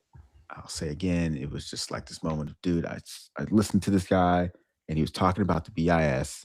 And I was like, wait a minute, this guy knows about the central bank digital currency experiments, and he's not even in the crypto space. Like, this guy knows what's up. So you guys have been showing a little bit of love over here. Brandon McKellar said the first stream you caught live. Welcome to the gang. Welcome. We appreciate you coming through. Halfway through, this is my favorite guest. Thanks, Keith and Ben from Fish Monkey Sus. That's a crazy. That's a wild name. Crazy. Bro, I see some of these people's usernames and I'm like, yo, I want to know the story behind this. You know what I mean? Like, how does one get to that? I want to know. Sure, it's awesome. The QAZ said, what I love about gold and Bitcoin as a portfolio pairing is they both express a short in fiat, but they are somewhat inverse correlated. If Bitcoin failed tomorrow, gold would recover it. If the world decided to go Bitcoin, the gains would recover any gold losses. That is a fairly decent perspective there. I think it's very smart. Like, I definitely think that it makes sense to have both in your portfolio. Oh, you know? I completely agree. Let's see. Okay. There's Thomas. Appreciate you. Yep, as always, man. This is your first time hearing from Andy. Cool. And him and Charles have been some of your favorite guests so far. We definitely hope to have them both on again in the future. But we got some more awesome guests coming up here soon too. Oh yeah. In just a bit, mate. April will be pretty insane. Yeah, man. And then because hold on, let me finish Thomas's comment. He said, really appreciate the work you two put in. Blows my mind that the show hasn't blown up yet. I know it will. And then Keith dropped the album. But we appreciate that. Definitely excited to see how things continue to develop. I'll say that. Mm-hmm. The Expedition 427 said, people are here for the information scene, not the clickbaity thumbnail. No need to have swindler tactics. I said, we're hiring a YouTube producer and strategist. Feel free to apply. And they said, this makes sense. And then I said, you didn't get the joke. And then the person said, one-way banter. It's someone else. I don't even know. Yeah, I guess they're saying that how could they get the joke? But I feel like if you thought about that for 2 seconds, you would be able to get the joke. Yeah. Interesting situation there. And but I hear what he's saying. We're always trying different titles and thumbnails combinations. We're testing shit all the time. So my joke was more so, it's what I've been doing professionally for like 7 years. So for people who haven't grown YouTube channels to say, oh, this is how you do it. It's like, okay, show me how you did it. For sure. And in general, with the thumbnails, when we've talked about this a bit, right? We're trying to, the way that I look at it, let me just say what I think about me and my channel, how I do my channel. Go for it. I want you to click. I want you to click, brother. Whatever it is that's going to get you to click, because I know that once I get you there, I'm going to hit you with the good stuff. Absolutely. 100%. And that's why we are constantly, like I'm changing titles and thumbnails on videos on a daily basis. Like if I think I have a better way to approach it, or if I feel like the things have changed in the world, I'll adjust the title and thumbnail accordingly. But yeah, we hear what you're saying, and we're always doing different tests. Yeah. And another thing that I saw someone commenting on this is probably driving them crazy. You're not crazy. Sometimes the titles of videos change for you. Yes. And the reason is because YouTube allows you to test 3 different titles at a time. Mm-hmm. And so it's constantly rotating them. And then whichever one is the best in terms of the metrics that they use, Ben will argue that it's not the right metrics to use. They'll choose that one at the end. And sometimes it doesn't come to a conclusion. Sometimes it just keeps running the tests. Yes. And then I'm also doing more on top of that too. So yeah, you're not crazy at all. These will be changed all the time. I'm constantly monitoring the data on the back end and how swaps change, like the performance of things, and also across any channels that I consult for, I'm also able to see what's working for them. And so I'll change opinions based on what I'm seeing, and then also studying in general. But yeah, that's why you're not crazy. Yeah, dope. Yep. Well, other than that, what you got for us, Ben? That's it, man.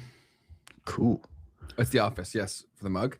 It's the people's faces. I can't really turn it and show you, but that's it. Cool, man. So with all of that said, there's always this incredible part of the day. And this is another thing that I think is super interesting to do. So guys, when I go to our Spotify, so there's this app where you can go rather to listen to memes and markets. It's called Spotify. What I just did was I just went to Google and I typed in memes and markets. Really cool couple of things pull up. We got our YouTube channel, our Instagram, and then you can go to the Spotify. And when you click on it, it allows you to do this really cool thing where you can click on this little star button right there and you can hit which one of these stars you believe in. Right now, everybody says five stars. And we're trying to get 100 people to go and take this action. So if you're watching and you're enjoying this in any way, the best thing that you could do right now to support is to actually go over here to Spotify, give us a review, and you might have to play one of these episodes before you do it, and hit that review button. And once you do this, by the way, what's going to happen is once we get to 100 reviews, Ben and I are going to release our combined playlist, and you're going to see our music tastes. You're going to be a part of our tribe and kind of like, understand us a little bit better and have some fun. Yeah, I think it'll be a good playlist. I've got my songs there. We'll add to it and change it. And then maybe in the future when we have Patreons and stuff like that, we'll get people to vote on additions to the thing. And then also we got some cool ideas that we want to do with the Patreon or any sort of memberships that we roll out in the future to have people more involved. Like one thing that Keith and I discussed was potentially when provided different options for sponsorships, we'll throw it out to the community and be like, which one feels most aligned. So like things of that nature, we'll definitely try to be as creative as we can and listen to your guys' feedback and do everything we can to make things make sense. 100%. And for you guys today, Se Lo Juro More from Fade is what's on my playlist, what I'm bumping at the moment. He just put out this guy named Fade. He's one of the top like reggaeton artists. You're talking 36 million monthly listeners. Let's see where he's at today. There's 138 in the world, which is so wild to me that you can have that many plays and be 138 in the world. But he just put out an album. So I think this one's going on the playlist, Ben. I'm not going to lie. There's Cool. a banger on there. I'm all for it, buddy.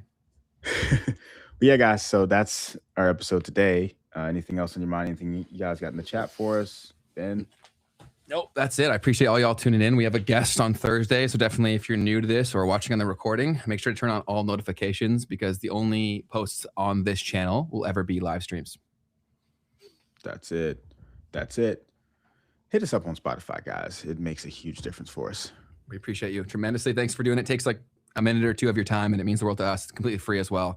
So we appreciate all of y'all. It's all from me. If anything in the chat that you guys want to wrap up on before we call it a day? Doesn't seem like it. Doesn't seem like it. Yeah, we'll see you guys on Thursday. We got some cool guests coming up this week as well as next week, so stay super tuned, let me tell you. That's it, 100%. Well, that's all from me. Should we wrap up? Yep. Cool. Thanks, y'all. See all you on Thursday. Make today the best day of your life. Peace, guys. Have a wonderful, wonderful day. Play the outro. It's still not working. Bro, it's obviously a bug.